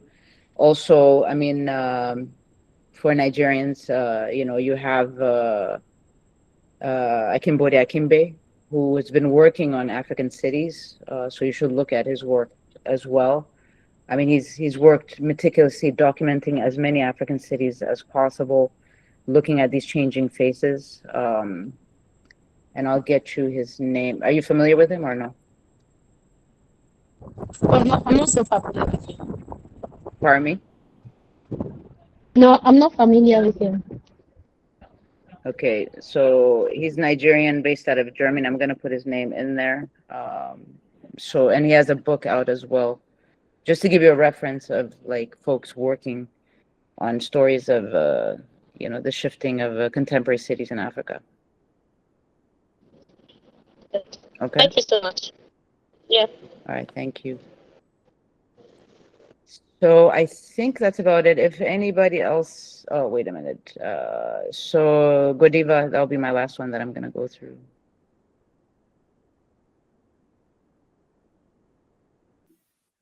Quadita, are you here? Okay. Oh, is she here? Can you hear me? Oh, yes. Okay. So you wrote in your notes, I'm a street documentary photographer from Lagos, Nigeria, currently working on a long-term project called Cabinet of Curiosity. This project explores the dashboards of Lagos bus drivers as a personal space that reflects their identities. I'm creating a collection to show how these drivers find meaning in their small spaces, honoring their beliefs and beauty. So my question to you is that I assume you've started this project already, or you're thinking about starting it? Well, I have started a project, and what I did was to break the project into two phases, where first phase is just documenting the dashboards without the portrait of the drivers. Now, I'm done with the first phase. I'm working on the second phase right now, which is the portraits alongside with the dashboards of the drivers. And also, I want to add, sorry, I wanted to add something. There was a question, the questions that were asked, helped me kind of think deeper into my project, especially, actually have 3 questions I do ask every bus drivers before I photograph their dashboard. Let me get my notes down. Yeah. So one of the questions is, what is the most important thing that you value on your dashboard? So they give me replies. And the second one is, what does it mean? So when they identify the particular object that has value to them, I ask them what it means to them. And the third one is, I ask them, why do they design or collect these items on their dashboard? So those are 3 questions I'm always asking when I'm documenting. Okay. So, and how are you collecting these responses? Oh, so what I do is currently I'm just working on, so when they give me reply, I type on my phone. That's what I do. Okay, so I'm my also suggestion. working, sorry, apologies. So I'm also No. working on getting audio. Yeah, I'm also trying to get audio reply from them. Probably in the process of documenting this project, because it's a long-term project, I'm thinking of adding videos to it.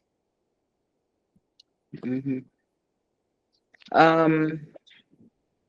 No, I think there are things that I see visually, and so if you're doing the because it has to be more than a dashboard, you understand? Because I think that there's statements as far as I know. So for example, in Addis Ababa, inside the local transportations, there was one guy that would write very prolific like poetry or quotes or very random things. So there has to be an understanding of the motivation behind it, because I'm sure it has to do with society and so forth.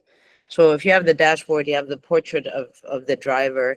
I think to also understand the life, because there is a culture within public transportation in Africa, and especially in Nigeria. So, and often we will see, we can see the minivans, the yellow ones and so forth. But again, we don't know the subcultures that exist within it, because there's a relationship. It's not just the driver, it's the driver and the guy helping with collecting the money, correct? Yeah, they call them the conductors. Exactly. So there's that aspect of it. Then there's the aspect of the people getting on it, and to me, like, we've seen images of these different elements, but what we have not seen is the story of the drivers, because these are an integral part of the economy of any African city. Without transportation, people are not able to move around and make money. So in the bigger scale, I think I would suggest to you that you at least give us 3 options of stories of individuals, you know what I'm saying, of the drivers. And also because I'm assuming it's the same for your city, is that a lot of the times the young guys that are the ones collecting the money, they come from the rural region, and it's a way for them to enter into the city life, to find work and so forth. So you understand what I'm saying, right? You need to sort of offer us like a more layers in the story. As it relates to the responses, you should do an audio recording of it or even a video, because then later on, for like, let's say if you're imagining an exhibition, it's good to have these options for hearing the voices as well. It would make it more, would add another dimension to it. Yeah. Yeah, and also you talked about the conductor aspect. So, this project sometimes I it's sometimes I get a lot to have this conversation with the driver, because the way Lagos is, and everyone is trying to like get into the bus and then go to where their destination is. Do you understand? So like it can be difficult, but also trying to like push myself. And I think the idea you just spoke about will be something I should try. So the kind of the bus drivers, concerning the conversation aspect, they are kind of, the privacy is tight. So I don't want to pass more than the questions I have down for them. But the story is more than the dashboard, is what I'm trying to tell you. Oh yeah, sure. The dashboard is just the reference point, and you have to remember, like, when you're presenting this to the world who does not know anything about this, we need the reference points of the beginning of that. So for example, the guys who are painting on the back of the buses or the minivans, that they paint could be a football player or what have you, different symbols and so forth. Each car is privately owned, right? So, and this is sort of the irony for me in Africa, that local transportation is managed by private individuals, who are making money from that and so forth. So, but I think you need to make an effort, and I think you should check also. Normally, there's an association of the drivers. You know what I'm saying? Because they work in different regions. So I think you should look into it and to see if there's an association of them.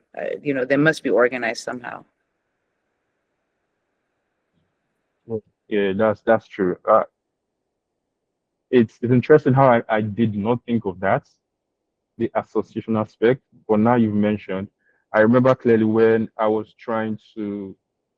looking for buses dashboard to document, and this happened at Mushin, and one of them told me to come on a Monday, Tuesday in the morning. That's when they are packed and getting prepared for the day.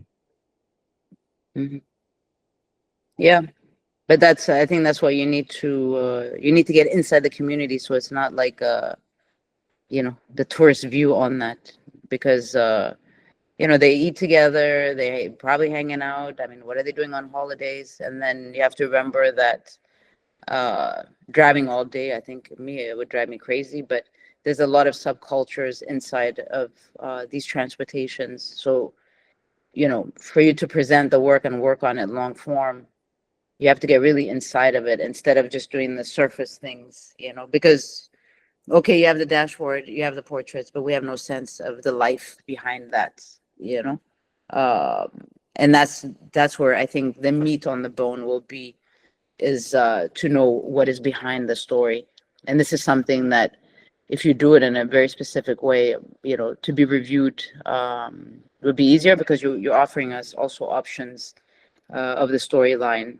And then you have to imagine, if you're exhibiting the work, all these different elements that exist within it. So imagine you have, the first encounter, which is what is publicly seen, the driver is publicly seen, but then what we don't see is how these drivers live their life. And that's the part that's always missing when we talk about transportation in Africa. Yeah, thank you so much. And all the crazy drivers is them as well. So this is the other. Oh, actually, I made some friends. I've made some friends, and I was privileged to have like selfies with most of the bus drivers, and sometimes I check in on them. Yeah. No, but whatever that you're taking photos of, it's to your advantage to make a small print and to give it to them. This is a way that you build trust as well. And that will, because you never know, from this story, you might find a really amazing story. And that's the thing that you always have to be aware of, is that one story should lead you into the next story. And also there's a point, I was having a conversation with Paulo Verzon, who was here with us. And he was saying is that sometimes his long-term projects start from just a small idea and just going to shoot one thing. But then sometimes as well, he comes to a conclusion that this is not worth a long term because he found another better story. So you need to keep yourself open to that. Thank you. Will do. Thank you so much. All right. Okay, Jenny, unless somebody else has a question, I think that's about it. And some of the group is also, I think there's a few here. So if none of you have questions, I guess best of luck to everybody. And then we will continue to the next virtual program. So Jenny, if you have anything to say. Just thank you all so much for being here today. I could do this all day. I love talking about long-term work, and also left a lot of notes for you all in the chat and references and things for your projects. Thank you for sharing vulnerably and receiving that feedback. And thank you for your questions. And also thank you to Aida and her team. Like, this stuff does not just happen. It takes a lot of people to make it happen. And I'm really grateful for the opportunity to be here and be part of this today. Thank you all. Yeah, and apply to CatchLight. December 15th is the deadline. Start now. All right, everybody. So thank you very much, even though I don't see faces and so forth, but I know some of you. So anyways, we're gonna log off and then engage also in the other sessions that we have for lectures and so forth coming up. If you're looking for the program, it's on the website. Some of them are closed sessions because we've already made the selections, but looking forward to engaging with you guys. And for those that are gonna send me PDFs, please no more than 20 images. I don't want to see your life story, so just make a select few images to go through that. Mohammed, you had something to say, or you just turned on your video for the sake of it? I got a stupid question. I don't know if it's There's no not such thing as a stupid question. It's stupid if you don't ask it. That's your question. yeah. It's about finding new idea. It's very hard, really, that to like. Sometimes I have an idea, and I have a doubt about if it's really that. Should I go and start it, or it has been working before, or no? I don't know. So, but it's really hard about starting new idea, really a new project. No, I mean the key thing is that there's, first of all, there's no such thing as a new idea. It's I mean you live in a very interesting country, so imagine if you lived in New York, everything has been photographed, so there's no angle you can find. But one of the tricks that we used to do is we would look at community newspapers and see what's already usually, like, through these local newspapers, you'll find some interesting stories that you can sort of expand on and do a better job of flushing out that idea, and that will lead you to other things. But to come up with the ideas as well, you have to first of all, I mean, it's a double-edged sword, because you have to look at other work in order to feel inspired. But sometimes you get depressed by looking at other works. You know what I mean? So there are times where you have to really make yourself open to encountering new experiences and what have you. Right now, from my end, we don't have enough view of contemporary life in African cities or contemporary realities. You know what I'm saying?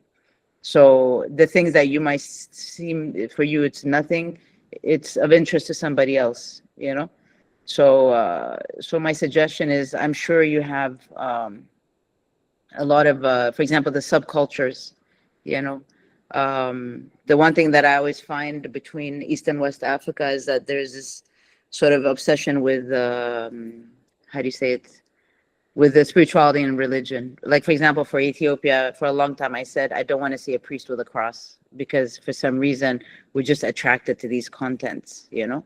But you have to look within your own life, you know, the people that you spend time with, you know, all these things that you take for granted, those are inspirations that you have to source and put into a project. And it means is that you don't need to invest a lot of time. I mean, this is the reality of it. You know, you guys should be shooting all the time. And if you have nothing to shoot, I mean, one of my mentors used to say, if you have nothing to shoot, then take a photo of your foot, you know? So it's not about preparing. Being a photographer is not just preparing for the photo, you know, you have to be continuously on it. And that means is to grab as many stories as possible. So the stories are there, you know? But you have to be engaged within it and come out of your comfort zone as well, you know, towards topics that are quite different. Okay. Thank you so much. Thank you. But I'm curious, I mean, look at the local newspapers. I'm sure you have a lot of local newspapers and so forth. I will maybe I will talk with you later that maybe Wednesday maybe or something and discuss use as some like two projects that in my mind and see that it's really valuable or no. Right. No, I'll tell you if it is or not. Okay, thank you so much, Mohammed. Thank you, everybody. Jenny, thank you so much. You're the best. Thank you all so much. Take care and look forward to being in touch and hopefully seeing some applications from this group. Bye, everyone. Everybody submit. Bye, everyone.